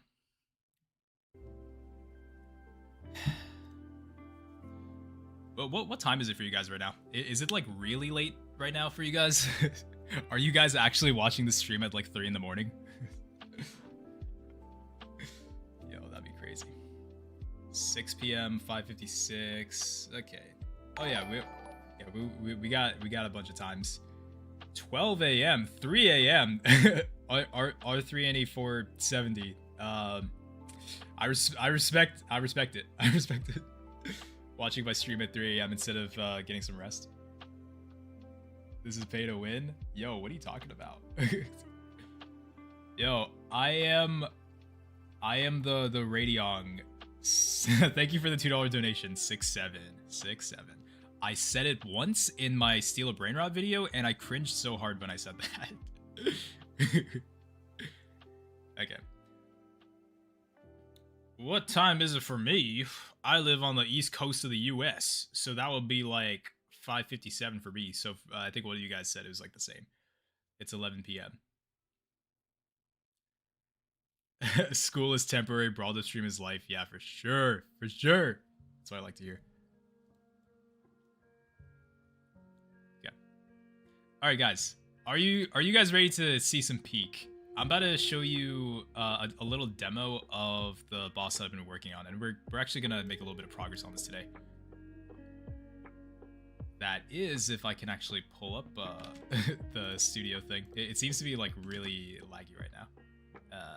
Here we go. Okay. All right. Here we go. I'm about to show you what I've been working on. Oh my goodness, that's a lot of eyes. It is quite a lot of eyes. All right, so basically, does anyone know what this is?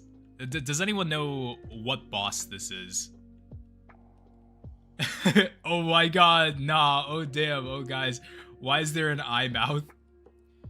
Yo, what boss is this? Tell me in the chat. What boss is this? The guy from Fortnite? Trust, yeah. Doors? Oh my, bro, you guys are so uncultured. Yo, who said doors, bro? I'm kicking you out of the stream. Eye of Cthulhu, yeah, Eye of Cthulhu. Yep. So, if you guys don't know what this is the most popular Terraria boss in the game. It's also the first boss that you would encounter in the game as well. So basically what I'm trying to do is I am trying to recreate the Eye of Cthulhu boss fight inside of Roblox. And you might be wondering, why am I trying to recreate the Eye of Cthulhu boss fight? It's because I am experimenting with a video format where I basically recreate popular video game bosses inside of Roblox. And I am going to turn that into a series. And the first thing that I wanted to start with was the Eye of Cthulhu. And I think this can branch out to some really cool videos of recreating the Terraria boss fight, and then recreating, let's say, a Minecraft boss fight, and then, I don't know, like an Undertale boss fight, a Zelda boss fight, Mario boss fight. Like, I could go on and on about that. Like, I think that's really cool. Like, is that a series that you guys would like to watch? Yo, like, if this is a series you guys want to see on the channel, type W in the chat, bro. Only if you do Calamity. I was about to say Bloxtails. Yes, sir. That's a lot of W's. That's a lot of W's. Maybe. No? Well, get out. Okay. Alright. So I'm going to have some of my scripts here. I think this boss should have its... Okay. I'm going to turn on the eye controller for this one. Alright. Alright. Hollow Knight boss? Yeah, we could do that too. Alright, let me show you what I have so far for this boss. So I'm going to join into the game. And this utilizes object-oriented programming, BTrees, and Perlin noise for a couple of reasons. I'm going to showcase it. So when we join to the game, I am using Perlin noise to randomly generate a 3D map. Guys, stop spamming in the chat. Okay, anyways. Alright. Oh my god, this is so slow. Okay. So when we join to the game, I am using Perlin noise to create a map generator. So if you've seen all of those videos recreating Minecraft inside of like whatever platform like Unity or Unreal, they use a concept called Perlin noise. So this is what allows us to create really cool maps like this. All right, so wait, oh, is the stream like really laggy for you guys? Procedural generation. That's kind of like what this is. It's not exactly procedural generation, but it's more like, oh, you guys also see this thing that's following me as well. Let me show you the boss. And trust me, like, it is not that great right now. That's why we're gonna be working on it.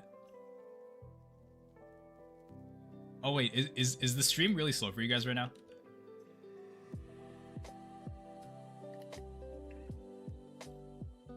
Might be the eye. Do the ritual, no. Okay. Let me show you the eye. Whoa, my gosh, that's the eye. And it looks so terrible because I did not do a good job making the boss properly. We definitely need to rework this. Whoa, Terraria. It's not good. It is not good. But yeah. So here's how this boss works. So I have a sword right now. And basically what you have to do is you have to make it reach down to like half its health so that it goes into phase 2. Let me just do that really quick. Or I might die before I reach that. Yeah, okay, it just died. So now I gotta wait for it to come back. To make this more interesting, I also added like advanced movements as well from one of my previous games. So these acrobatic movement systems was taken from one of my previous games. So you can double jump, you can air dive while double jumping like this, you can crawl like this, and then if you sort of just go straight like this, then you kind of do like a long jump. You can even do a backflip as well. It just takes a second for the animations to actually load. Oh, and you can even roll as well. You press R and then you get into this ball and you can just roll down. Whee! You can just roll down like this. This was taken from one of my previous games.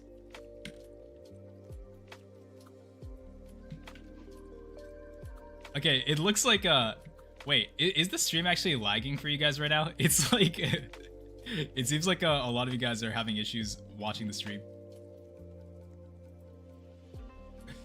But yeah, what do you guys think so far? This is kind of like a little demo that I have. I'm definitely gonna have to rework the boss mechanics because that's not exactly how the Eye of Cthulhu works.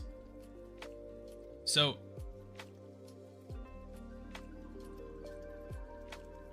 I'm going to discuss about the technicalities of how the boss fight works, and then we can try to script it. Oh, and also another thing, you might notice that there's these different looking models here. So this model was actually taken from the internet. So there was like this free model that was like a Blender model, and I basically just imported that here. But then I decided that I wanted to try to make it myself. So this is what I ended up doing. I like have the Blender file of this boss fight, and I needed my friend who was like an expert at modeling to help me make this thing. What do you guys think? What do you guys think? Did I cook? I made these inside of Blender with the help of a friend. These models were taken off the internet. I gotta go. I won't leave until Brawl says bye. Well, I'm not going to say bye, so you gotta stay here forever. Nah, I'm just kidding. Thanks for joining at Pixie Gaming. Hope you have a great rest of your night. Or day. Well, whatever time of day it is for you. Less detailed, but cool. Yeah.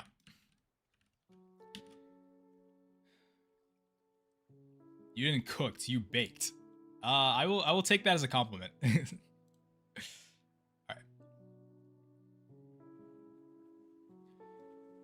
Okay, so here's what I'm gonna do. I'm going to try and look for a video that showcases how the Terraria boss fight works. So let's see if I can just search up Terraria boss fight gameplay. Or no, I could just say Eye of Cthulhu. Oh, if I can spell Cthulhu. Eye of Cthulhu. Boss fight gameplay. I might be able to find it here. Let's see.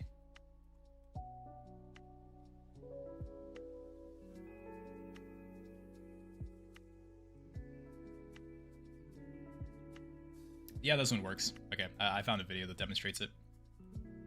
Okay, so if you guys aren't familiar with the Eye of Cthulhu, let me show you gameplay from the original game. So let's load up Opera.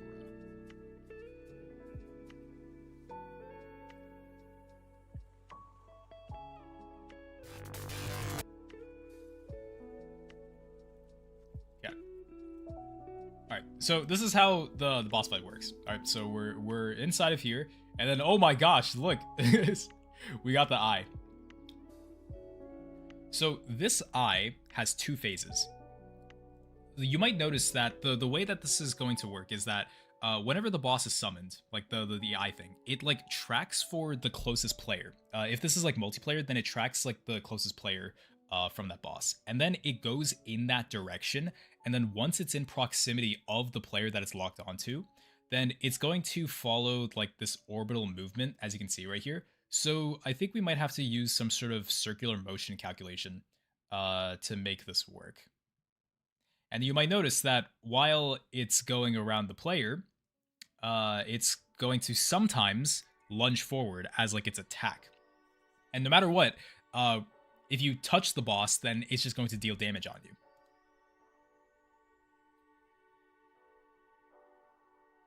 So this is important to know about if we're going to be using dynamic behaviors for this NPC boss.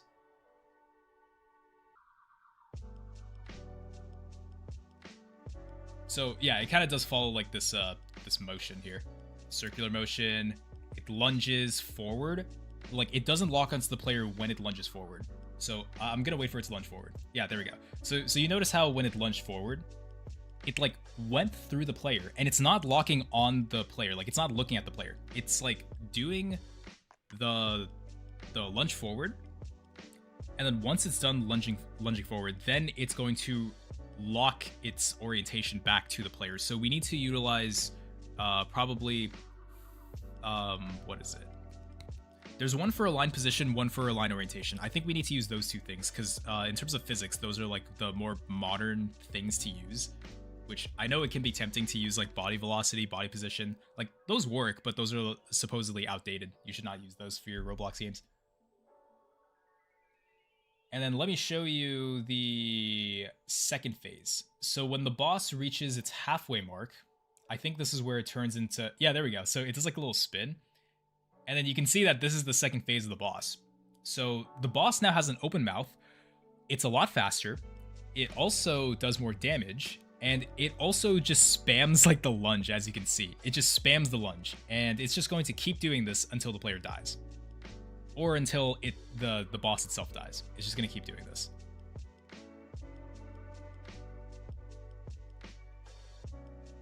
So yeah. I think that's basically the functionality. Like this boss is definitely doable. It's definitely possible to recreate this boss inside of Studio. What did you guys think of that? I don't know how much of this boss we're actually going to get done, but I'm gonna see how much we can do in the stream. Will he publish the game when this finishes or nah? Maybe. I could turn this... You know what would be cool is like if we turn this into like a boss rush place, like a boss rush game inside Roblox where it's like every single video that I make on the series where I recreate a specific boss inside of Roblox, I add it to the Roblox game so all of you guys can play it. And with each new update, there's going to be a new boss to play. I think that'd be really cool, but I don't know.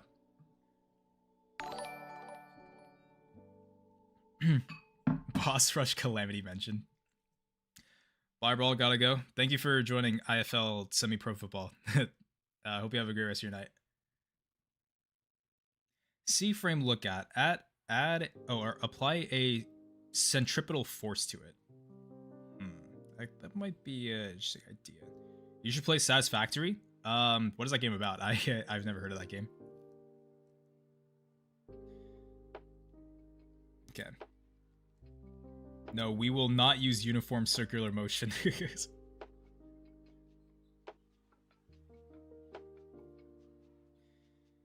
Okay. Satisfactory is peak. I will take your word on it. Okay. So, based on what we saw with this boss, we need to come up with a loop for this boss, right? So, we need to create behaviors. And I think I can probably do that here. Now, this is the part where it gets tricky, because we need to think about what is the core loop behind the behavior of this boss. Like, we need to take a couple things into consideration. We have to consider its idle state. So basically, what happens when the boss is just floating around and it like doesn't find a player? I think I'm actually just going to go to the game, Roblox Studio itself. Okay. So, let's imagine that we have the boss right here. So, we are inside the game. And this boss needs to be inside of an idle state. Let's say if there's no players in the server, then if this boss is alive, it kind of just has to stay in an idle state. It has to keep checking if there is an available player that's inside the game. And if there is an available player inside the game, then this boss needs to get away from its idle state and go into a chase sequence. Once it finds the nearest player, like let's say, let's imagine that, I don't know, this is the player or something, then it is going to basically go into the direction of that player. Like, it doesn't matter how far away this boss is, but if it finds the closest player, then it's just going to go in that direction, like this. And then once the boss is within a proximity of this boss, then we need to go away from just chasing the player, because it tries to detect like if the proximity is close enough. If it is, then we want to switch to an orbital state where it basically orbits around the player while the player is moving. And if, let's say, the boss goes out of reach again, like if the boss is like outside of its reach, then it's just going to pull back and try again to look for the closest player, and then it's just going to go in the direction of that player. And once it's close enough to that player, then it's just going to rotate again. Like you guys can understand this pattern here. Like, it's actually like pretty simple so far. Can't you just change its position? It'll automatically adjust. What do you mean by changing its position? Orbital state can be made with sine wave motion with a positional offset above the player. Use repeat to do the player finding at the start. For a state when it's orbiting and moving around the player for its position, you can make the rate of change of its XYZ coordinate based off of a transformed sine wave math.sine. Yo, Design, you might be cooking something here. Tell me more. tell me more about your thinking process with this. Like, I know a little bit of trigonometry, but I'm not like an expert when it comes to applying this inside the game, or just inside of game development in general. So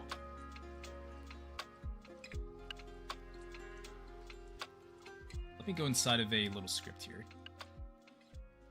I want to sort of lay down my thinking process about how this is going to go inside of just comment blocks. Yeah. I know. Oh wait. Well, one of you guys asked, "Am I using state machines?" So originally, I wanted to use BTrees, but to me, it's just kind of confusing to use BTrees to organize my scripts into multiple different scripts. Like, let me show you. Have you guys used the BTrees plugin? So I do not have much experience with the BTrees plugin, but let's say I wanted to go to one of my trees, like zombie controller. If I select one of these folders, then it's automatically going to show me this little scratch-looking window that showcases this B-tree.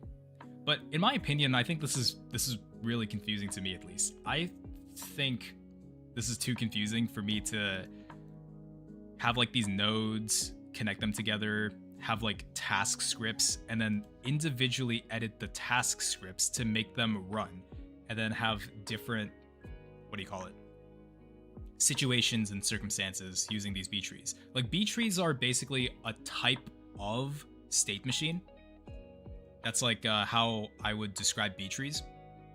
This is like a resource. I forgot who created this, but this is like a resource for developers to use if they want to create behavioral dynamic NPC behaviors. So yeah, I don't want to try to use BTrees. Like the way I explained using OOP with my other boss, I kind of just like to do that inside of one script. That's basically how I would do it. Is blood scripting with code blocks? BubbleX, bro, what are you doing in my stream, bro? Yo, it's good to see you here.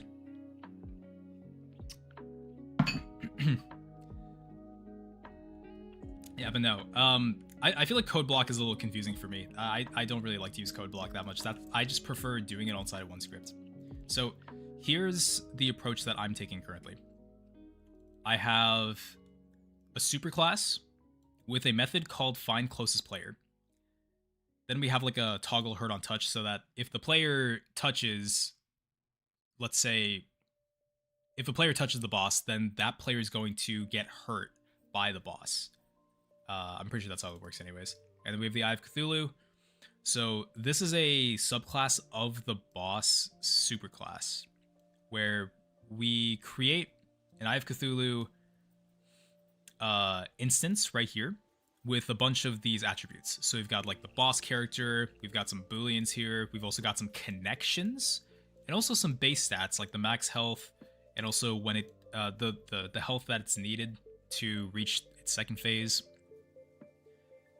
We have some state variables. And then, of course, we don't want to forget about animations as well. Oh, did I disconnect again?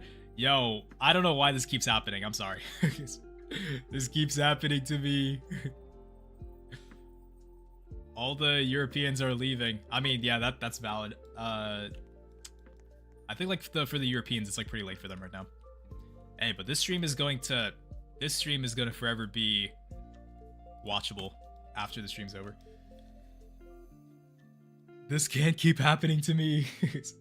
I can't keep disconnecting like this.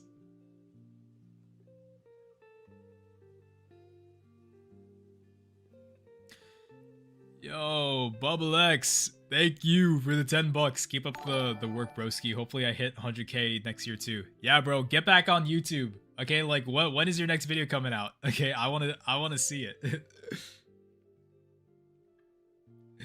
Yeah, thank you so much. But okay.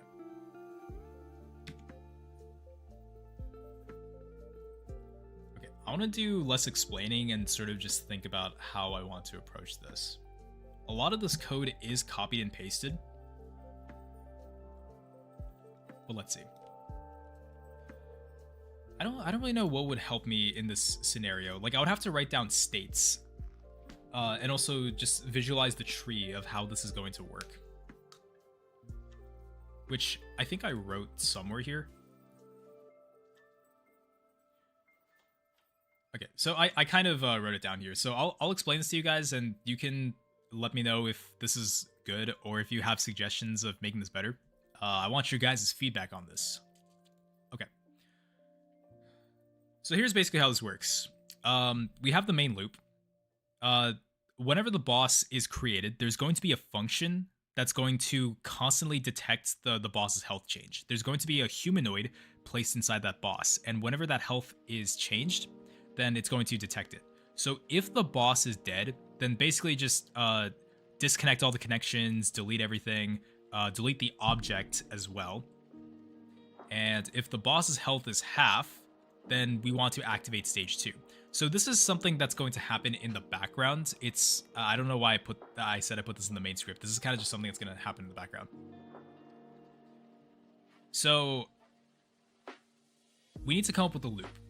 So the base loop of the way this boss works is I first mentioned that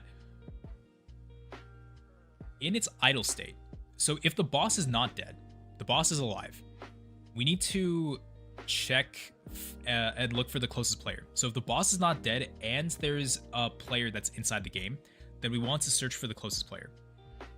That's also alive too, by the way. That's also alive. So a boss that's alive, or sorry, a player that's alive. So if it can't find the closest player, then it's just going to stay in a freezing idle position until it does. So it's just going to repeat task.wait like multiple times before it looks for the closest player.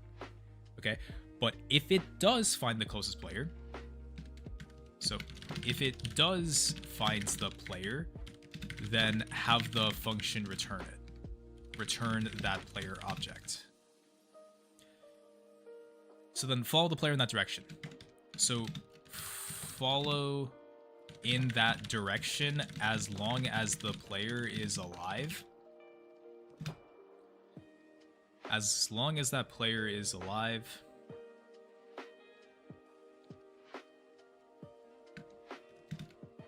Constantly check if the boss has reached a certain proximity distance to that player. This main loop is just going to be in a heartbeat, right? Yeah, it could work in like a run service heartbeat or a while loop, but I think in this case run service heartbeat would work a lot better for this actually. So yeah. Game jam when? So here's the thing. I'm gonna be going on vacation in January, so it's gonna be kind of awkward to be hosting a game jam, which, you know I haven't done one of these game jams in a long time, so, you know. Oh, these game jams are fun, but they do take a lot of time. Well, not a lot of time. Like, I would actually say it's, like, less effort on me and more effort on the contestants, because I know making a game in 7 days is not easy. But I don't know, like, I'm gonna hope that I can bring back, like, the contests and challenges and, you know, all the fun stuff that we used to do back then.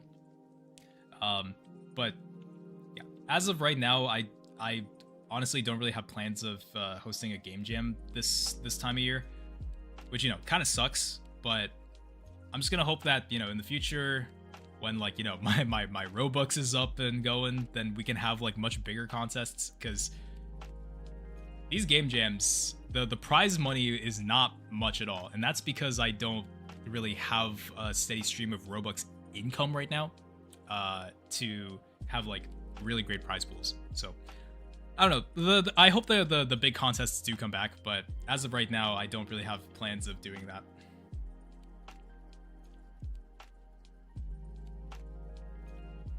Jelly Koi, I don't know if I should stay and watch and continue being an OG or do work on my own game.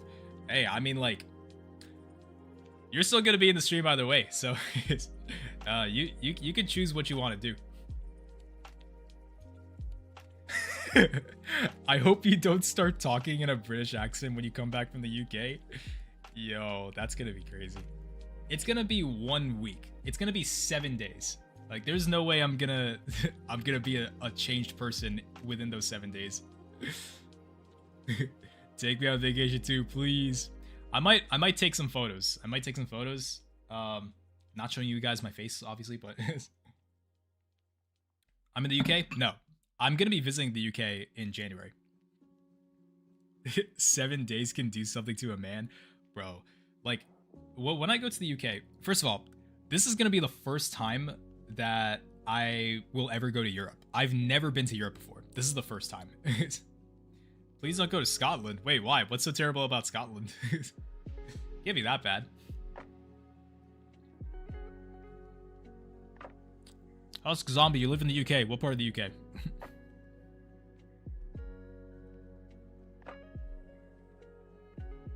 ASMR coding session. All us normal English people hate Scotland. Like southern UK. Okay. Am I seeing Archie? Unfortunately, I am seeing Archie. Because he's like one of my only close friends that I know who lives in Europe. So yeah, that's like the primary reason. I'm going to his birthday party. Woo! It's gonna be fun.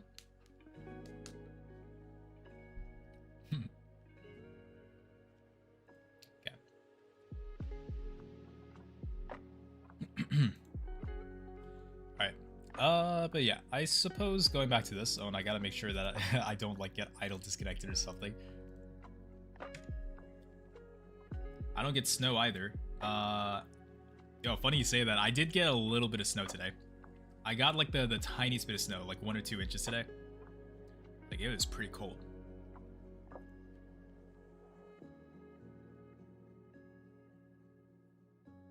Okay.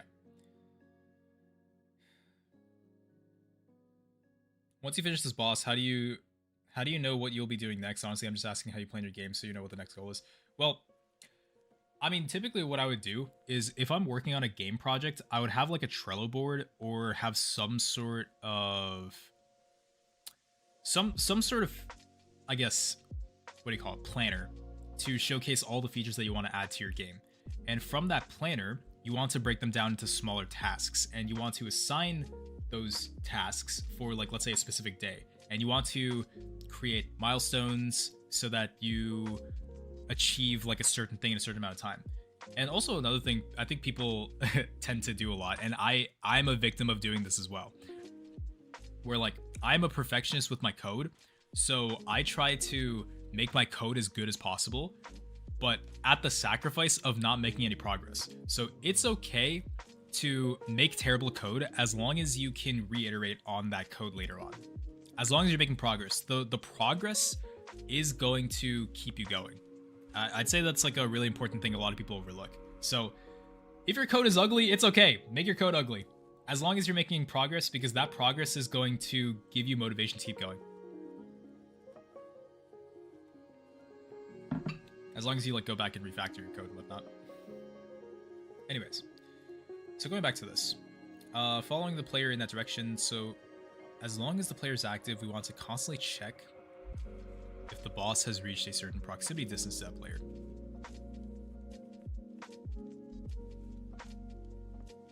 Once the boss is in proximity, follow a circular motion orbital pattern around the player. Okay, so this is where I might need your guys' help to calculate like a circular motion pattern. Like I plan to use align position and align orientation to make this possible, but we're gonna get to that, hopefully, if we have time. If you have time to get to that.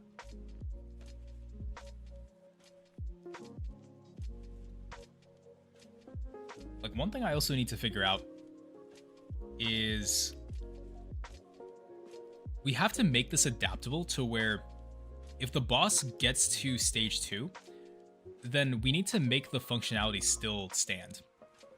Like the functionality should still be the same, except it's like more difficult. We need to figure that out as well.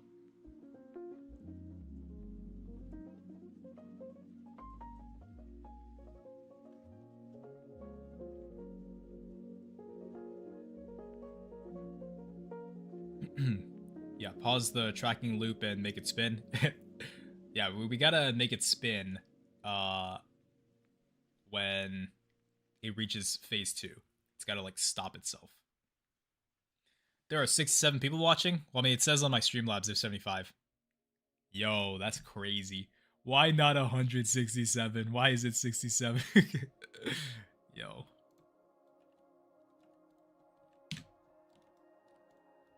Okay.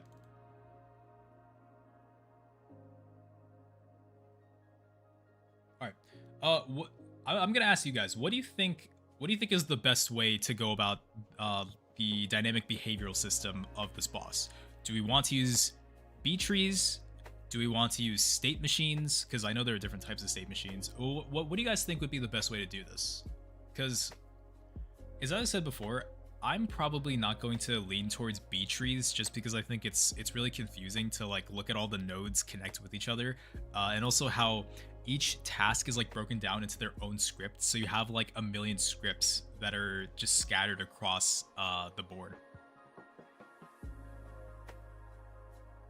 There aren't many states in the fight. So, all right, Abenex, you recommend state machines? All right. I guess we can go with that. I might have to look into a tutorial on state machines because I don't really have too much experience with that. Yo, Abenex, if you got like a state machines like dev forum post that you recommend, just like let me know. I'm gonna search up Roblox state machines because I know there's a lot of tutorials that exist on it.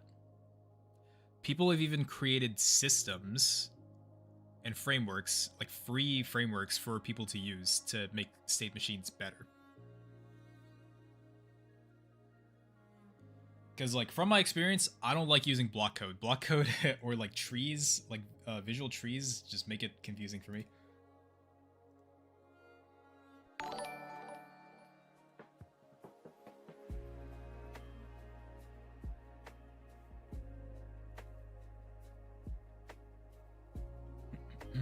Let's see.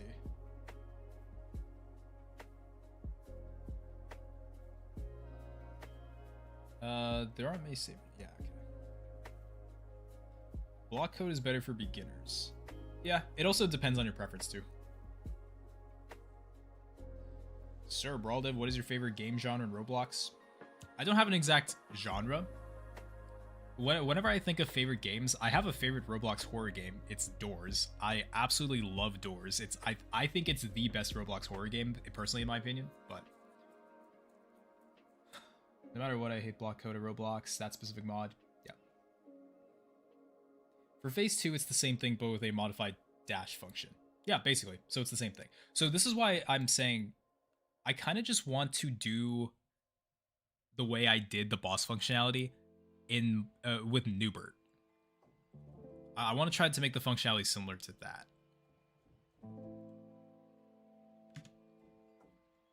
Okay, so I'm trying to load up my my code for the other thing.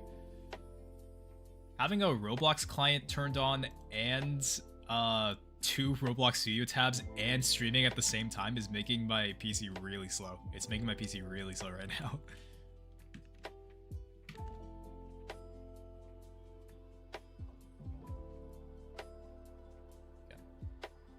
Let's do some code comparisons here.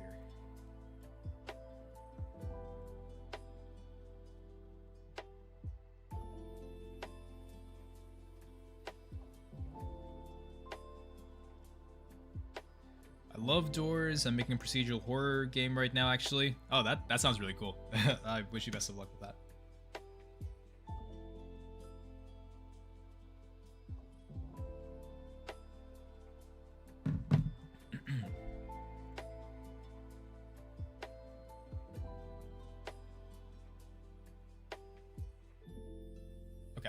So here's what we have to do. So when phase 1 is initiated, search for the closest player. We want to make sure that, yeah, regardless of proximity, we want to find the closest player.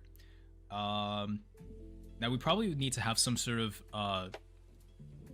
loop here to where if the player cannot be found, then we want to keep repeating this until we do find it. Which we can either do that outside of the find closest player function, or we can just do it inside the function.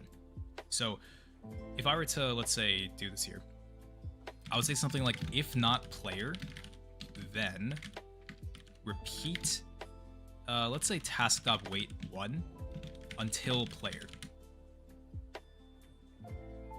does not equal to nil.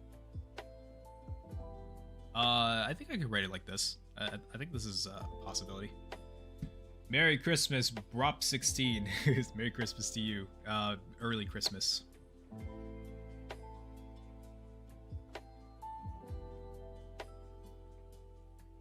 Hard mode? If you're talking about the hardcore boss fight mechanic thing, like I don't plan to like have difficulties for the boss. It's just going to be the same boss.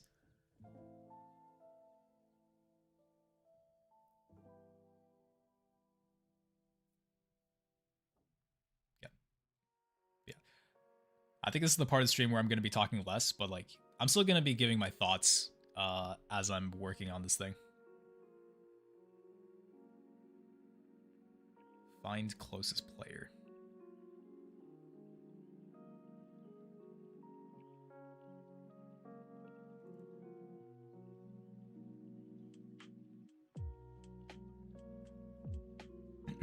Why not use a guard clause for your closest player in the heartbeat? What do you mean by guard clause? Use a guard clause for your closest player in the heartbeat. I mean, first of all, This is code from like 2 years ago. So I'm using while loops instead of heartbeats, but probably would work if we transferred this over into a heartbeat. It probably would be possible.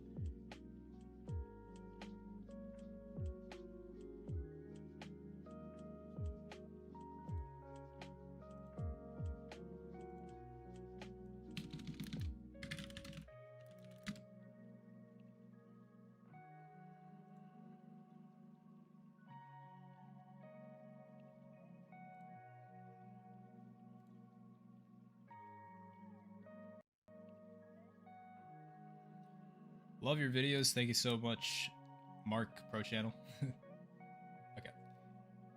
I'm looking up guard clauses. Sorry, I probably know what you're talking about. I'm just not very familiar with the term guard clause, so I'm like looking this up right now. So it says a guard clause checks a condition with either a return statement or an exception that immediately exits a function.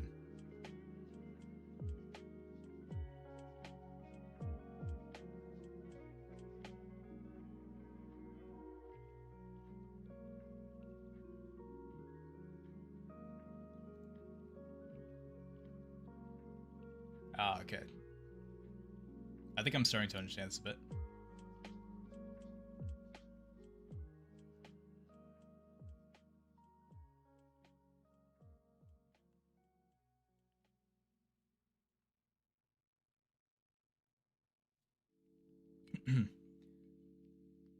Yeah. Guard clause affects control flow, either exits it or directs it. So where else?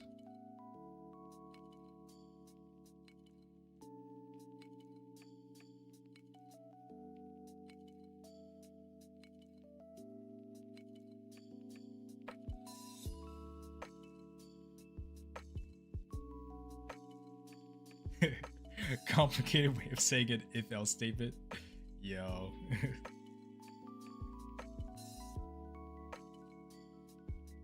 Okay, so in my heartbeat. Let's see. First of all, do I even have run service in here? Yeah, I do. Okay, so run service.heartbeat connect function, open and close parentheses, enter. I'm gonna keep the delta parameter in there too, just in case I need to use it.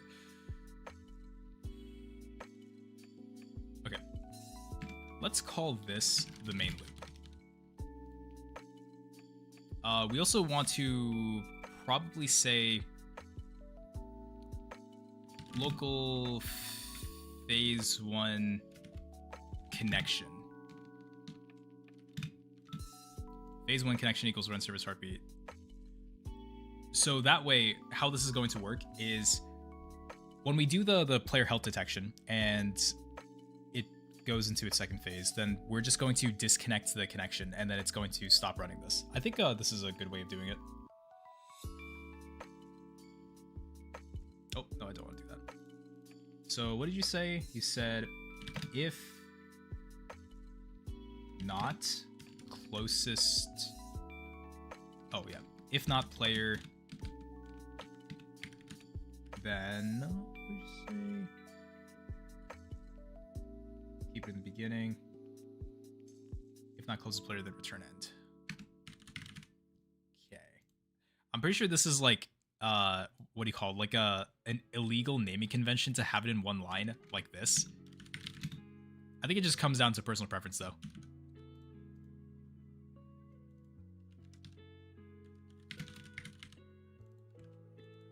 Yeah, so if not closest player, then return.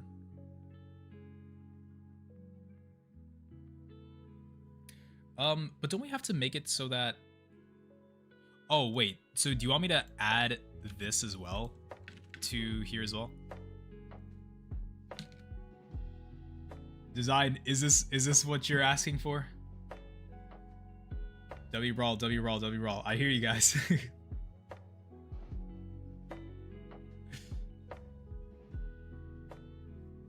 Bro is so locked in.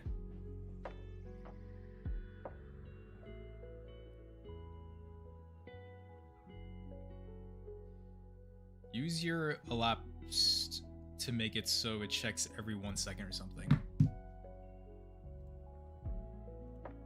Do I need to use my delta time? do you just want me to say like task.wait delta time? I feel like that's not good. Maybe no, I think just 1 second's fine. Just like a standard 1 second. So it goes into here, tries looking for the closest player. If it doesn't look for the closest player, then it's just going to wait a minute. So it returns here.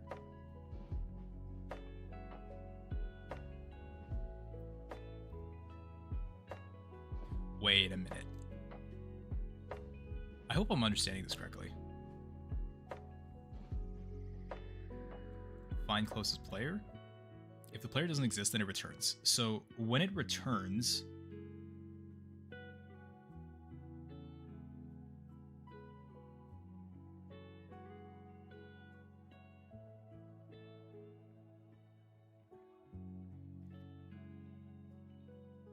declare elapsed outside the scope. Okay. And then add the DT in the scope.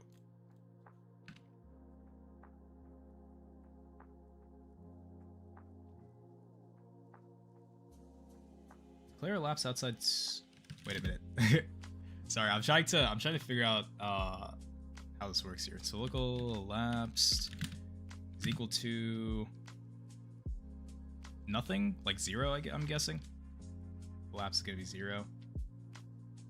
Could be wrong about that actually. Add the DT in the scope. Are you talking about this? Elapsed plus equals DT.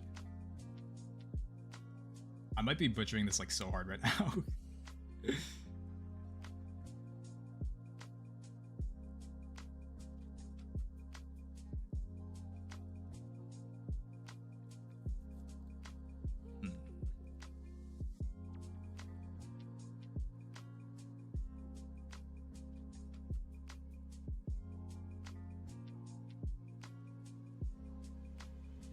What is this for? This is for a boss fight that I'm creating. Careful, you'll have to floor or round it carefully because elapsed mod increment can't ever truly be 0 unless floored or rounded. So I would have to... Do I have to floor round the delta time or am I floor rounding elapsed? So would it be something like this? Like elapsed equals math dot floor elapsed. No, it probably is not this. It's probably not this. I think the plus equals dt was correct. Like the plus equals math dot floor dt. No, because dt is really small, so it's either always going to be 0 or 1. Because I know dt, it gives like a really small number.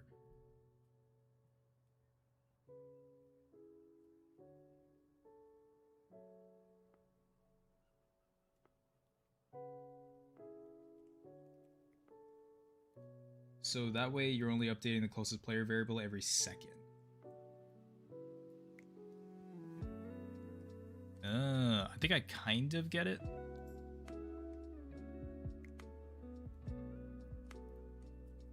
Oh, so like math.round elapsed times 100 equals increment, then check closest player. Okay, so you want me to do that up here then? So we say elapsed equals math.round elapsed times 100.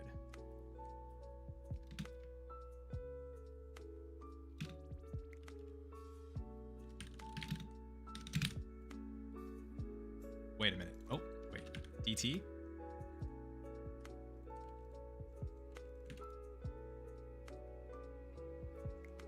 Wait, what is happening here?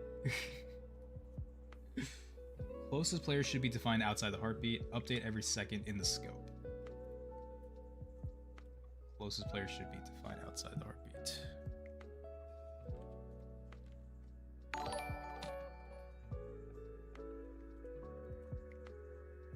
Update every second in the scope.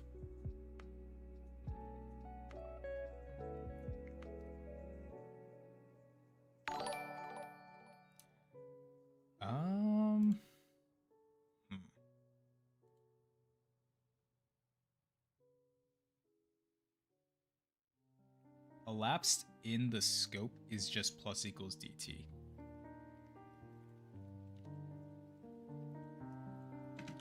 Elapsed plus equals dt. So are you saying out here this is what... Wait. No, that is not correct. Oh my goodness, I'm butchering this so hard right now.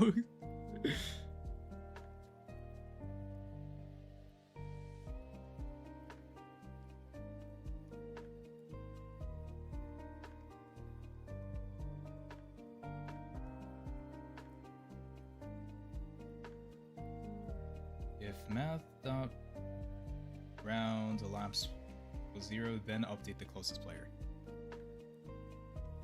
Okay.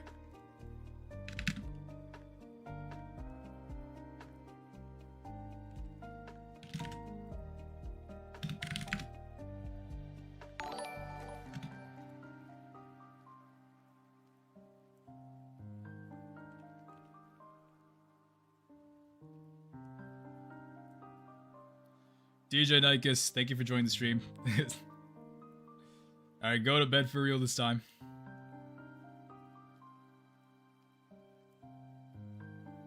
Okay. Yeah, sorry. Like, if I don't understand something, it's like really hard for me to like exactly follow someone's instructions to make this work. Yeah, sorry, like you're like Design, you're trying to cook, like you're trying to help me here, and I really appreciate it a lot. But yo, I'm struggling here, man. I'm struggling. Math.round elapsed time.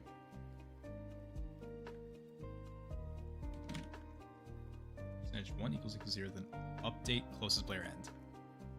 Find closest player end. Just like that.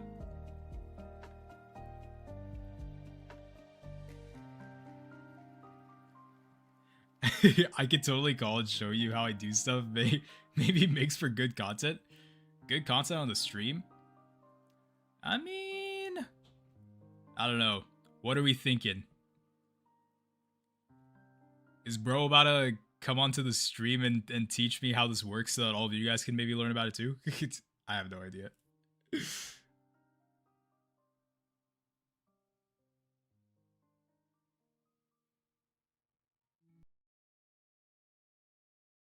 Yeah, I got a few people in here.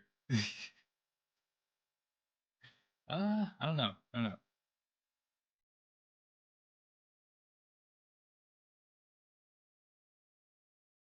I use this pattern so much in my games, I never use tween, I just do math. Maybe Derpy Monster can help? Yo, I don't know if we want to reference Derpy Monster again. Archie can help, trust. Remember, you taught him in that one video. That's right. I taught him the basics. Okay. Yeah, screw it. Let's Design, we can see what you're made out of. I wonder if I can like pull up my Discord.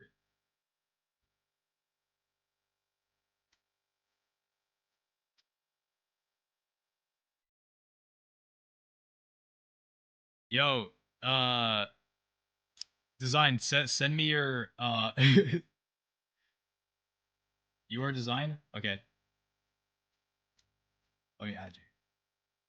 Can I call you from here actually? Let's see.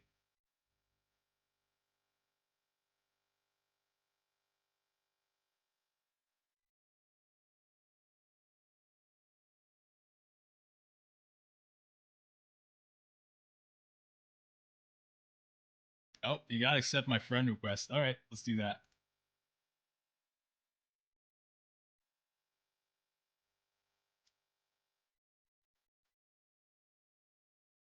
Yo, Design, accept my friend request. Okay, there we go. Okay, now Design. If you if you like be obnoxious, I'm kicking you out of the call immediately. Alright, I'm about to call you.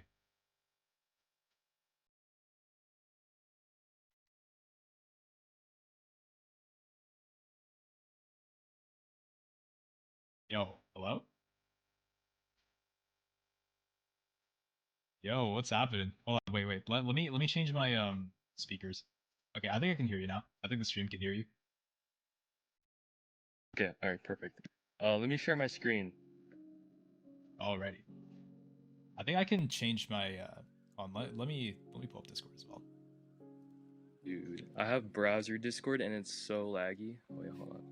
Oh dude, I got so many tabs pulled up at once. Yeah, me too. Okay. All right. Let's get into the nitty gritty. Yeah. Wait, first of all, chat, can you guys hear this beautiful man? Can you guys hear design?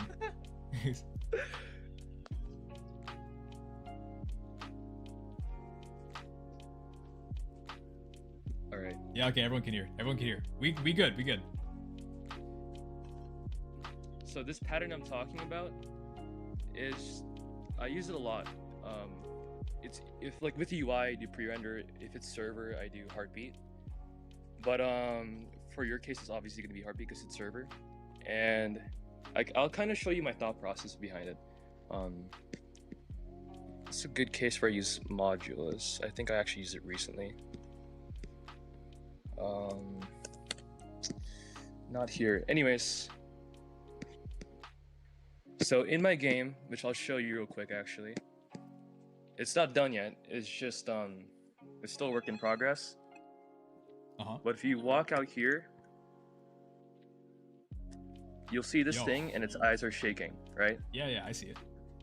And the math behind this, it'll be pretty similar to your Cthulhu thing because it's gonna be similar.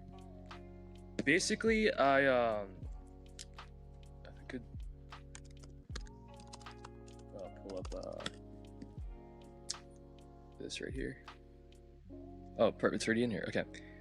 So imagine a circle, okay, and imagine this is the player in the center, and then we only want to pick this area, and the Cthulhu is just gonna be bouncing around this angle, right?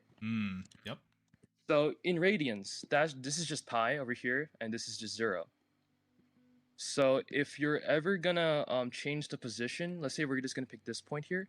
If we're ever gonna change the position of this Cthulhu, we just have to get the sin and cosine of the random degree we pick. So we'll probably do like math.random 0 to 180, right? And then we will wrap that around a math.rad so we convert it to radians. And all we have to do to get its x coordinate is just and its y coordinate. Its x coordinate is just cosine of that random degree we did after we wrapped it into math.rad. So it's like math.rad. Actually, let me just like kind of put it in here. So it's just gonna be like local random thing, I don't know, equals math.random 0 to 180. And then we're gonna wrap this in a math.rad. And then after that, to get so this it'll only choose a random place to orbit at, because I know in Cthulhu in how do I forget the games in Terraria, it kind of just like picks a random, it could even like pick only it might even just, it only picks these areas really. And that's kind of easy to do because you'll just have to kind of change how you do the math.random here if you're going to do that. But yeah, to get its x coordinate and its y coordinate is just what you learn in like middle school. It's just x equals math.sin of random thing, and then actually I don't know if that's right. That's not right. It's y. Yeah. And then local x equals math.cosine. Is that how the boss works though? It goes between 0 degrees and 180. I thought it goes like the full circle, like 360. Like it even takes in consideration the lower part too. At least that's what I thought. Is it not? I don't even remember. I haven't played Terraria in like years, but yeah. I mean, it doesn't have to be a perfect recreation, but I see where you're going with this. Yeah, and yeah, the reason why I chose a semicircle here is because it'd be kind of awkward if it just goes in the ground. So that's why it's only from 0 to pi radians.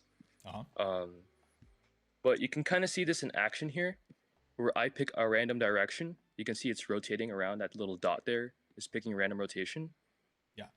And then as the elapsed time, which is just your variable plus equals dt, it oscillates back and forth here. And this is for just my game, right? Because I want his eyes to like this dude's eyes, this creepy guy's face and his eyes, it's just gonna like it's gonna move like that, and then it's gonna pick a random, and it's gonna move like that, and it's gonna pick a random one and move like that. So it's just gonna pick a random thing and like oscillate it. Yeah, I got you. So it'll be kind of similar to that because yeah, you'll just be picking random picking a random angle with the random thing right here, and then you'll just get the X and then the Y position of that, and you might have to do this for every coordinate, so that X, Y, and Z coordinate. But it'll just follow the same principle. To actually make it interpolate to another position, and to this is the problem though that actually didn't really think about this till now, is that if the player moves, the Cthulhu has to move with it. I mean, I guess it could be really simple because you'll just have to get the what do you call it? Actually, I'm gonna have to pull up some old code here. Region service. So this is like the terrain generation for my game. Actually, this is a good example. Yeah, you can see I put my guard clauses up here, and this just makes it so it doesn't continue. So in this part, this thing builds the region. So Yeah. And it does it based off position. So the further, like, let's say this is my region, and if I'm like right here and I get closer to the edge of it, then it builds a new one. Otherwise, it like uses this guard clause to return this entire function. So you'll be kind of do that with the Cthulhu. You'll have some guard clauses up front. I always like to there's like a few caveats. Like sometimes you have to just like move your guard clauses up here randomly, just to make everything work. But just try keeping them all in one spot. So it's like sugar syntax. It's easy to read. It's not annoying to read or anything. It's all about making this as readable as possible. You can see how I just space out my equal signs kind of here, like kind of really, and then you can see here, where do I update my elapse? Because I know I update my elapse somewhere, unless I don't. But yeah, for example, okay. All right, this is an okay example. My true elapse here, I plus equal dt on that, and then I memoize it, so that way if it calculates the same value, I don't have to recalculate it again. Yeah. So I save that. Yeah, so I save.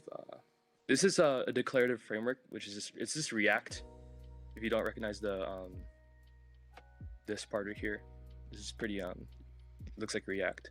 Yeah. But yeah, you can see here I have a cleanup section. I iterate my elapsed, and then the effects are kind of just in a separate function. This is not very clean. You can just see here it's not explicit. Like, what is V supposed to mean? What is P supposed to mean? But yeah, for me, at least my thought process and how I do the math for things, I always try to use a reference and then kind of just build the basics. And always the basics is usually just a sin function.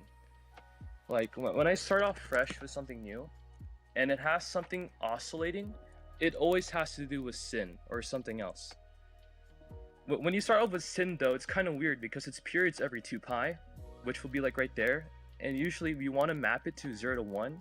So that way we can remap it to other functions we use. So when you do like sin of x, oh my bad, it's gonna be right here, not there. But yeah, you can see it oscillates every 2 pi, which is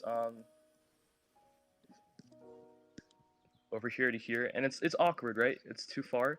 So that's why that formula I gave you earlier, where I did 2 and then pi, and you can see here now it's doing it every 1, 0 to 1, and it does a full like oscillation there. So this is kind of like in many games they use this sin function right here.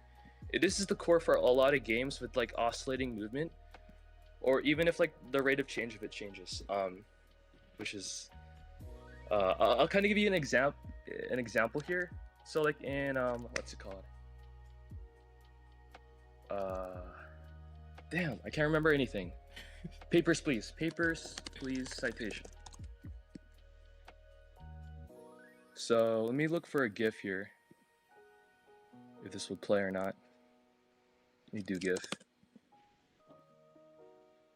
You can see here, its movement. If we're gonna map this out to a line here, its acceleration looks like this. It's slowly moving faster, then it slows down, and it slowly moves faster and slows down. Hey, what does that look like? That looks like sine, right? So if we go here and I actually show you the formula, because I do use this example for in this game that I'm making right now, when this thing moves up. If this describes its acceleration, then you just have to get the antiderivative. You have to get the antiderivative to get its velocity. You know, there's two sides of calculus. There's differentiation and there's integration. So in this part here, this is the acceleration here, which is a transformed sine wave, so that it only happens once every one. And low-key, you just have to play around with it. Like for me, I did not know how to do it at all. I just messed around until it just clicked. Like for 2x, if I increase this, you can see it squeezes it, and if I like do 2 on the outside, it makes it higher. So those like inside the function here squeezes it or stretches it, and inside here it makes it taller or shorter. You'll be doing that a lot to get like sine waves to do the behavior you want. You'll be like doing things inside and outside the function. And once you do that, like for this example here, if this is acceleration, then I just have to get the antiderivative of this. And actually, I think I have a picture here somewhere with my friend.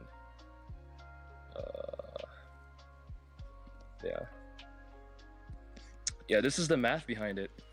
So this is the original function you can see there, which is sin of blah blah blah, this transform sine wave. It's all just transform sine wave. It starts with a simple sine wave and you transform it until it has the behavior that you want.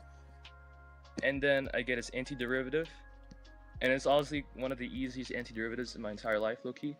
And then once you get this cosine, ignore this integrand symbol here. Once you get this cosine 2x minus pi half divided by 2 pi, then that's my velocity right there, which is right here. You can see that cosine, it matches up right there, cosine 2 pi, blah blah blah. And then I get this thing right here.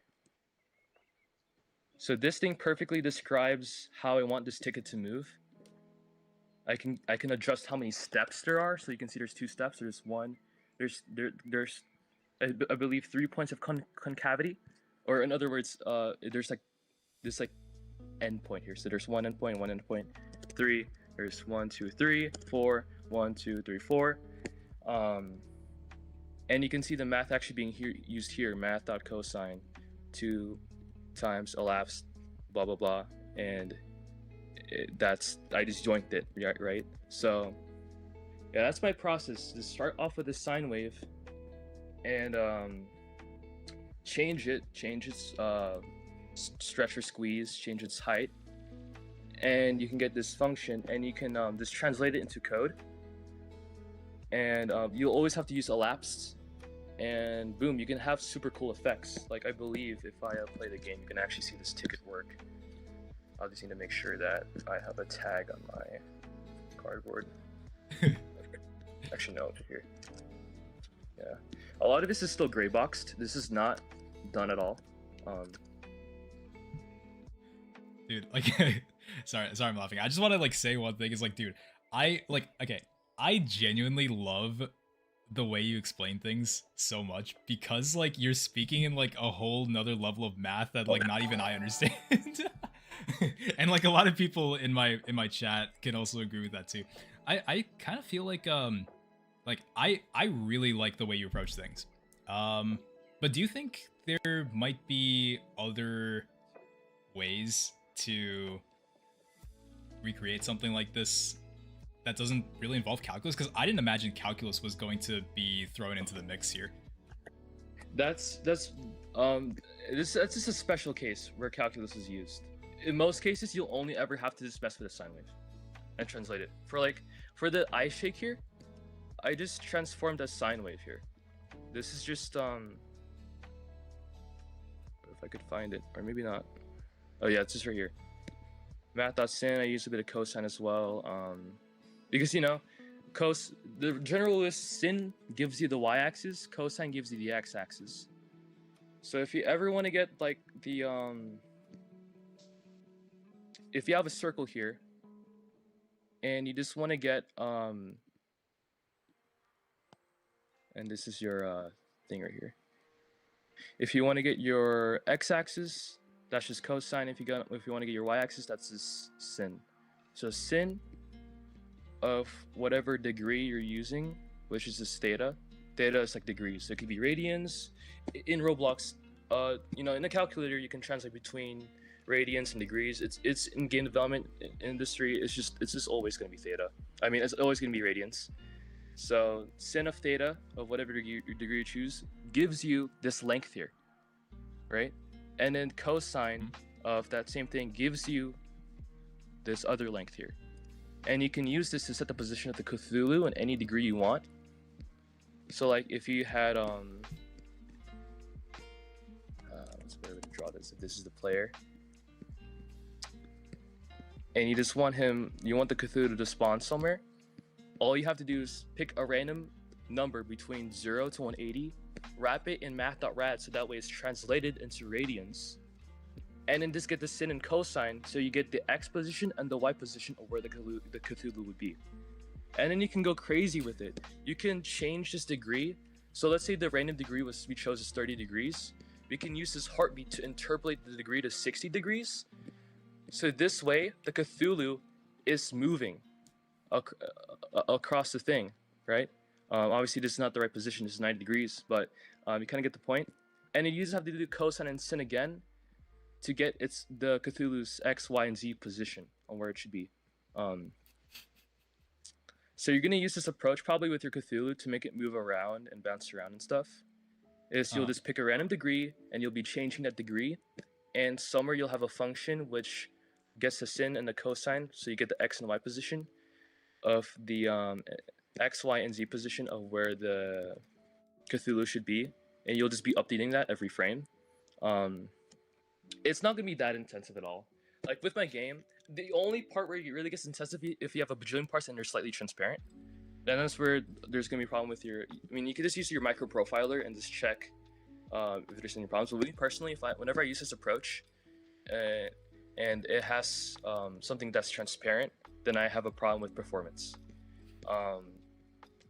Transparent and it's like very big, then that's where I have a problem. But if it's not very big, it's fine for it to be slightly transparent. But yeah, that's kind of the approach here. It always starts off with a sine wave. That's why I love the sine wave so much. It's so underrated. You can create so many cool effects with it. It's like, tell me, how are you going to use tween service for this? How are you going to do that? You can't. Your tween service is limited. You need to know math, and once you know math, it's beautiful. It's amazing what you can do with it. So yeah, dude. I genuinely love your explanations. They're like informative and also funny to me. Yeah, bro. Because like you're telling people it's like, yeah, it's not that hard, guys. It's like, you just gotta put a little bit of math. Like tween service, bro. You don't want to use tween service. Tween service is too restricted. Everyone here is like, bro, like if you're working with someone, tween service is actually good because it lessens like the friction between the communications with your friends. But at the same time, you can also link the Desmos link to what you're doing so that your partners can look at the formula and make sure the variables you use are explicit. So it explains, steps here. If I increase this, there's more steps, right? So that's why I always link my Desmos link to the formulas I use. So that way, if there's someone else looking at my code base, they can easily understand what I'm doing. Yeah. So it's really just balancing. Obviously I use tween a lot if it's simple. But for example, when I'm doing UI, I can't really use tween. Or if I'm doing something with full rotations or anything with angles, really, tween is just kind of useless, low key. So and most of the time I'm always dealing with angles and shit like that. So oops, I don't know if to say that. Can I curse on stream? Like I mean, I don't. I mean, if you want, that's fine. Nah, probably not. But there might be like 4-year-olds in here that or some crap. Yeah. All right. Okay. Yeah. Yeah, dude. Like honestly, I think one of my weak points in game development is math and physics calculations. So watching you step through the process of knowing how you would go about a system like this and use math to figure this stuff out. Like, it's honestly really fascinating to just see you yap and like see like the thought process of making this work. But like, bro, honestly, like for me, even I'm not at that level. I'm not at the level you are when it comes to implementing math inside of game development. But it was really entertaining. I actually enjoyed it a lot. Thing, if you want to get to this level, talk with people that know way more than you. Like, this guy knows so much more math, but he doesn't really code at all. But yeah, this networking with people that know, I always try to talk with someone new every single day, like, and that helps me so much, like broaden my like worldview kind of, and also it just broadens my skill. Like, this guy is super cracked at modeling. Like, this guy made dead rails. He's rich as hell. He makes like, his dead rails has made obviously like 9 figures. Not 9 figures, 8 figures, my bad. Yeah, just network with people that know a lot more than you and learn from them. Because I wouldn't be here without them, you know.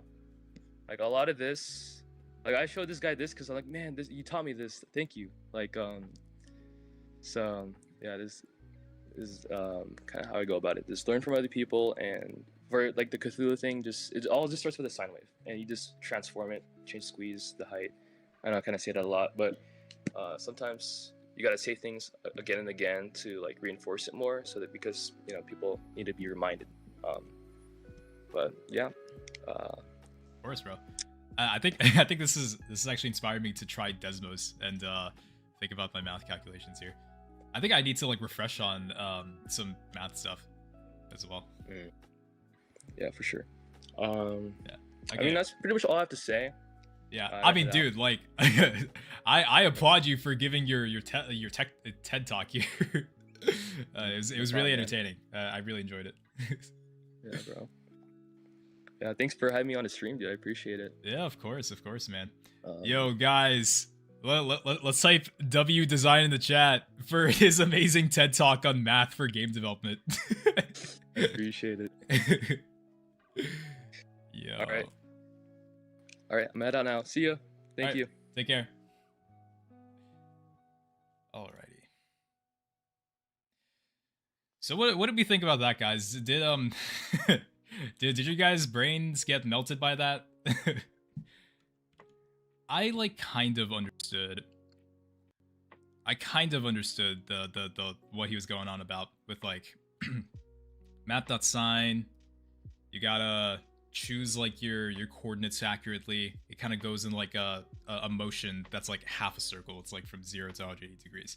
But yo, bro, I gotta I need to step up my math game here. Like, there really are people out there that are on a whole nother level.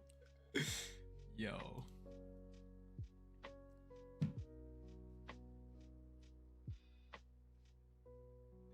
W Design should become a YouTuber. Yeah, bro. Like, I think he'd make a great YouTuber for like more of the advanced topics of Roblox game development.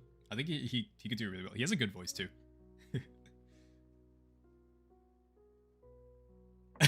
Okay, so did you understand any of that? A little bit.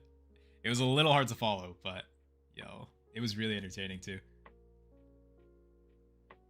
Should I give up after seeing that? I really don't think you need to, because even for me, I've been game developing for a really long time, and I do not even know that much math. And honestly, I feel like you don't have to be an expert in that field. You just need to know enough to where you can sort of think about systems that you can create using like the foundational knowledge of math. You don't have to go like extremely all out with math. At least like for me, I definitely do not go all out with math.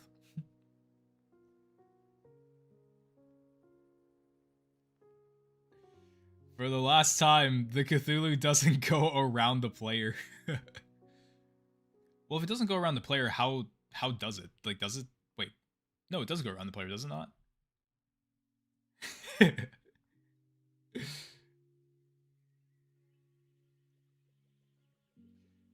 Second half was not. It was not human. I have a question. After your OP tutorial, what other things should you recommend learning after OP? I would say basics of trigonometry, I would definitely recommend, because like I never really talked about math. My tutorials are not math intensive. I don't really talk about like trigonometry or linear algebra. I think you probably should go into knowing how that works so you can apply it inside of game development. I know that's a really big thing. For your project, you just need to take a number between 0, 1 and get the cosine of that number. It will give you the y-axis and sine number, the x-axis, and if you want to go between pi and 2 pi, just have to take the negative. I think I kind of see where you're going with that. I just have to imagine it as a circle.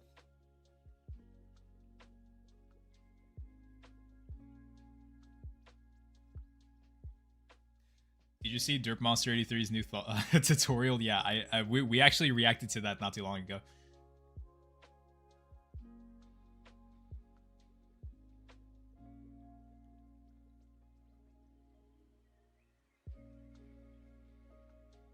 Hey, bro, Tev, share a brain cell with me really quick.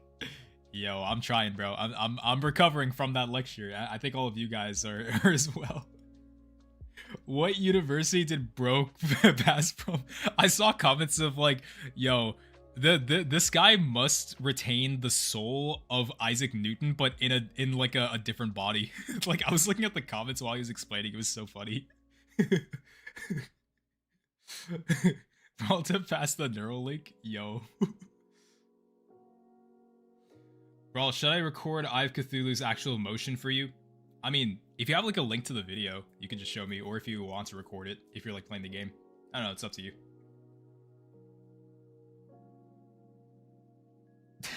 My brain stock market is crashing after that lecture. Bro is the second child of Isaac Newton. That's right. That's correct.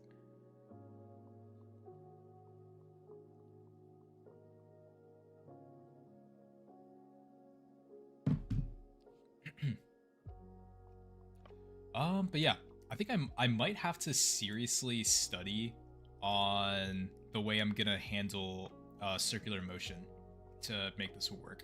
I don't know if I'm gonna be able to do this on stream because it might be a little too distracting. I might have to actually spend some time thinking about this and experimenting it with for myself. But some other things that I was focusing on was the map generation.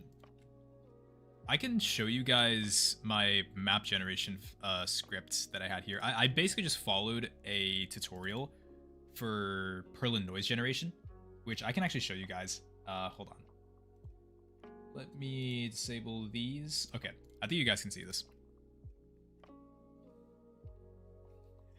Not gonna lie, I actually understand 5 out of 10 million in this. Yo. Bro, have you tried Unreal Engine? I have tried it once during my undergrad. Honestly, it's like a little complicated for me. At least when it comes to learning game development outside of Roblox game development, I would just use Unity or Godot. Unreal does have some pretty useful applications though.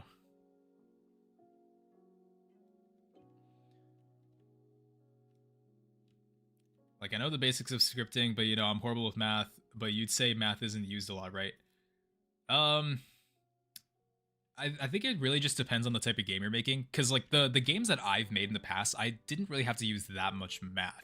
If you're working on specific games that really require math calculations, then I feel like you would have to know about it. For the most part, for most games, you don't have to know, like, an intense, like, super advanced amount of math. Just, like, know what you need to know.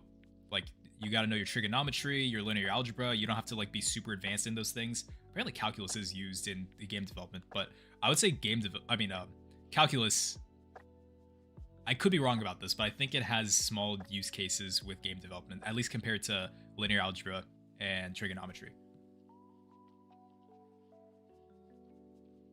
He was basically 100% right on all his points. He did go on a few tangents, but he was right for your application. Yeah, I mean, I could believe that what he was explaining here has some merit to the boss fight that I'm trying to recreate. Alrighty, guys, but so this stream has been going on for 3 hours. I think what I'm going to do Well, we didn't really get much progress on the actual boss itself, but I did gain a lot of insights from the stream. So I think what I'm going to do is I'm just going to show you guys my Perlin noise generator script, and then we can basically conclude it here. So, okay, we have a script here that basically just requires this Perlin generator module script. And then these are just a bunch of arguments that I'm throwing into this generate function. And I'm going to show you what it looks like in here. So, to my understanding of the concept of Perlin noise... Oh, wait, what is this? Can you look at the video? Guys, he forgot about me. Wait, was there a video that was sent? Where was it sent? Was it sent in the Discord server? Let's see. Okay, I'm just going to look at this one thing, and then we're going to talk about Perlin noise.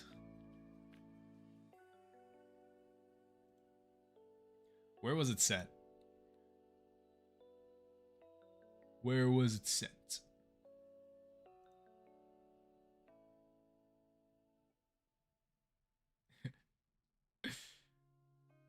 Okay. I don't know if I can find it. Oh, I'll send it. Alright, he sent it. He sent it.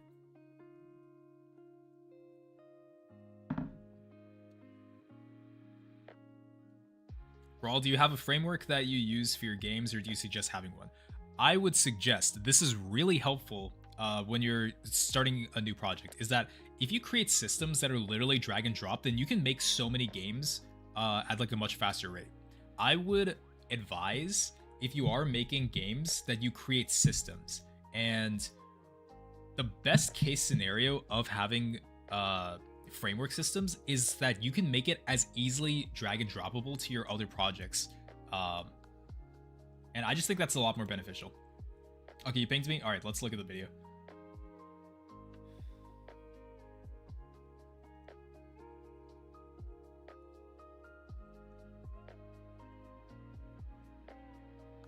Okay, Brawl Battle. Look closely at this motion. Okay, let me show the Discord. Okay.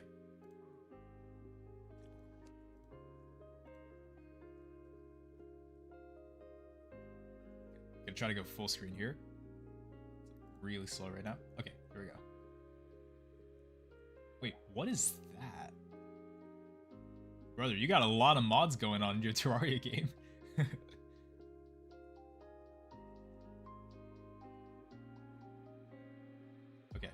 So, okay, wait, I might have to look at that again. But so you're telling me that this doesn't follow the player. So when the boss comes from a specific direction, oh, yeah. So how do I describe this?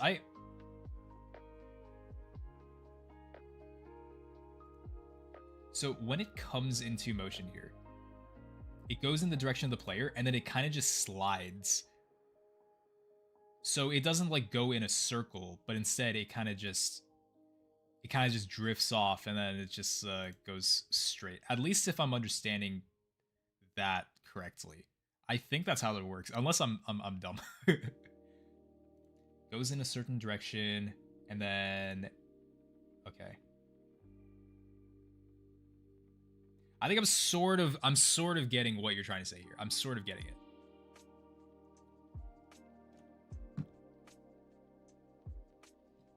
Look closely at the motion. Yeah. That sure is a motion, all right. That is a motion. So it's flat above you. Yeah, so it's flat above you.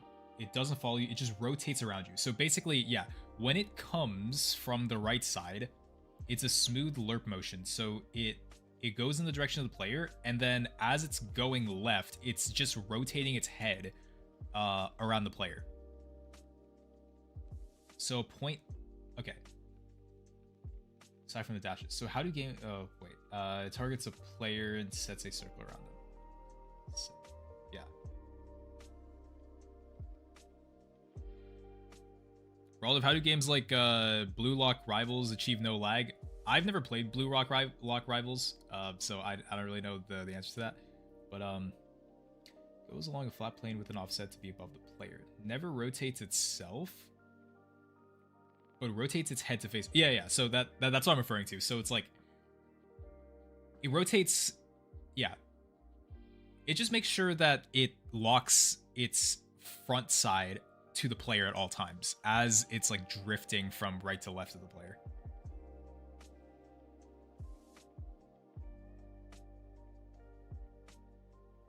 Brawldev remembers me. Print Brawldev does. Do you remember me, Brawldev? I remember you being in the stream so far.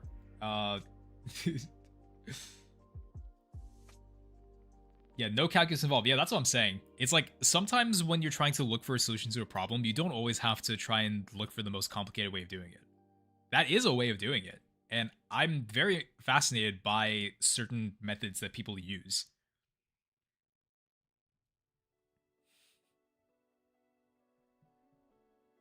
But yeah, that's a very good observation. What was his name? Abenex2175. I really appreciate you clarifying that for me. So I think what I'm gonna have to do is I'm gonna have to personally experiment with this myself because I don't know if just being in the stream, just trying to decipher what is happening with the movement and trying to implement that inside Studio is going to really work inside the stream. I'm gonna have to like really experiment with this myself. I'm gonna have to see if this is possible. But anyways, I think what I'm going to do, I'm just going to explain my Perlin noise generator, and then we can call it a night. Like I've already been streaming for 3 hours. So, if any of you guys are new to the stream, basically I'm using Perlin noise to randomly generate a map every time you join to the game. And this is going to be part of my recreating the Eye of Cthulhu boss inside of Terraria. So if I join the game right now, you can see... Oh, and I want to make sure that I don't get like idle timed out or anything. So let me just load back into the game. Hold on, I'm trying to... tried to load this back. Hold on. Here we go. Okay. So when he joins the game, this is the map that loads. It's procedurally, I wouldn't even say it's procedurally generated. This isn't procedure generation. This is just Perlin noise. But yeah, basically Perlin noise is the concept of, at least though the way I've learned about it is it's like a static image on like, yeah, it's like a static image. And with this image, you can turn this into a 3D space that allows you to create like waves. It's like you kind of transfer like a static image into like a 3D space, and you can make some property changes to define like how big the slopes are, and also like how wide, how flat the slopes are. I even had to calculate like the trees that get randomly generated as well. Yeah, let me just show you the script and try to explain it to the best of my ability. For the most part, I didn't like pull this out from nowhere. Like I followed like a docu. There was like a dev forum post that explained it extremely well. Like I highly recommend looking at it. I basically followed this Perlin noise generator script and I just modified it a little bit. So yeah, we have a script. It calls in this generate function that's inside of this module script here that basically handles all the Perlin generation stuff. Epic C Gaming. All right. Looks like you're gonna be leaving. All right. Have a good night, Epic C Gaming. Thank you for joining the stream. Okay. All right. So I think the way it starts is we do this function called Perlin generate. Now basically what is happening here? I'm just going to group some of these scripts. Okay. So we have this Perlin block, right? This Perlin block, this is like a template block that we use to determine the position of it, the size of it, the color of it, when we're mapping it out inside of the thing that returns with math.noise. That's like the function we use. So like I said, a lot of this was taken from the dev forum post. I can actually show you guys the dev forum post so that you guys can have a better understanding of this, because it's quite hard to explain it. Roblox Perlin noise dev forum. I'm gonna see if I can find it. Like this helped me understand it pretty well. Like this is a really good dev forum post.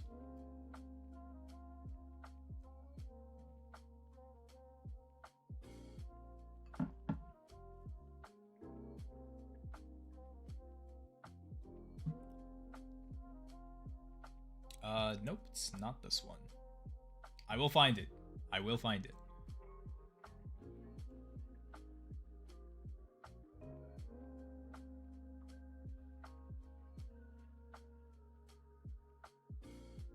What is BTrees? BTrees is a type of state machine, so it's basically like a way to create dynamic behaviors for NPCs. At least that's how I see it anyways.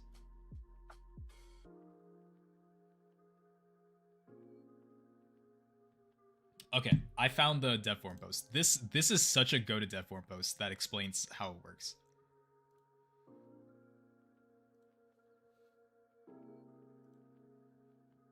Okay, this one right here. So this is called the Ultimate Perlin Noise and How to Make Procedural Terrain Guide.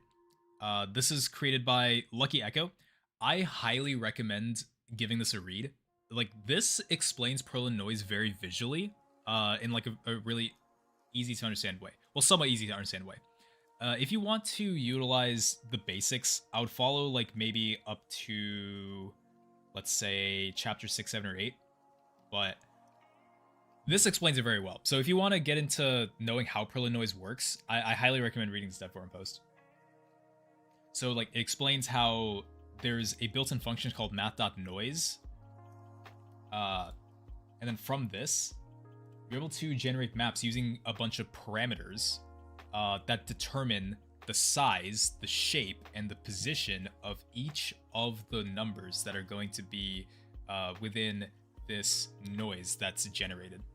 I think for me, this is pretty difficult to explain as well. Like, it did require like a lot of tinkering for me to get this right. And even then, it's not a perfect system. Because I think if I were to play the game, there's going to be like some visual bugs with some of the positionings for the parts. Like, hold on, I'm going to play the game. Show you. I'm gonna throw this in the chat if you guys want to bookmark this and look at this later. But yeah, let's go inside Roblox Studio. I am going to sort of navigate around because I think there were still some visual bugs with this thing, or maybe I fixed it. I actually forgot.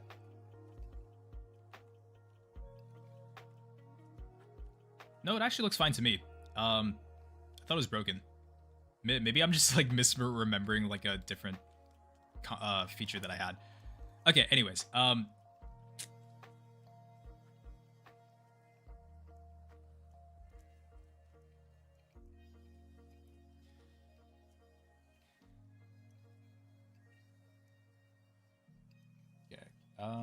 let's see.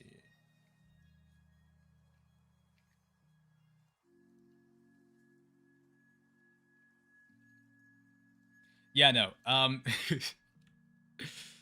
It's Perlin Noise. I feel like if you were to learn it as like the base concept itself, it's really not that hard to understand. But it's being able to apply Perlin Noise for complex systems that you want to create for your game. But yeah, I think that's basically like what I've been able to create with Perlin Noise. It's the map generation and also like the trees to be able, like the physical trees to be placed accurately on like the specific block for like that map. Like, it's all done inside of a script, so that's what I really like about it. It's like really fun to do. But yeah, guys, I'm probably gonna end the stream here. Like, we've been streaming for 3 hours and 15 minutes. That's crazy. Do a face reveal 200k. I mean, like, I don't have intentions of doing a face reveal anytime soon, but I don't know, maybe one day. Maybe one random day. One random day.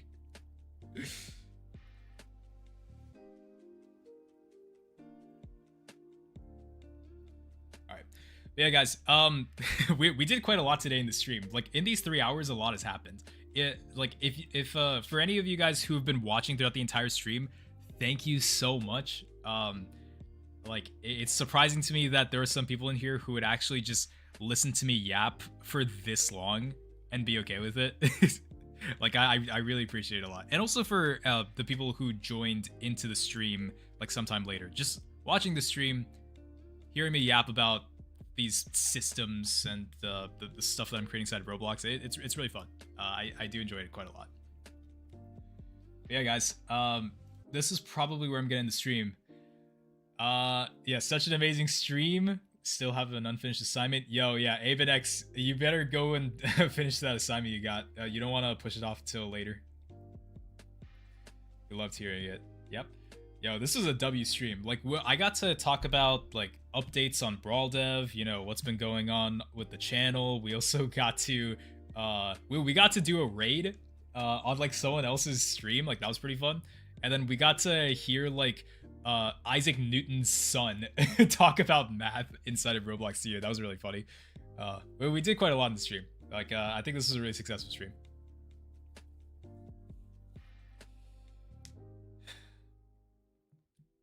But yeah, guys. Alrighty, guys.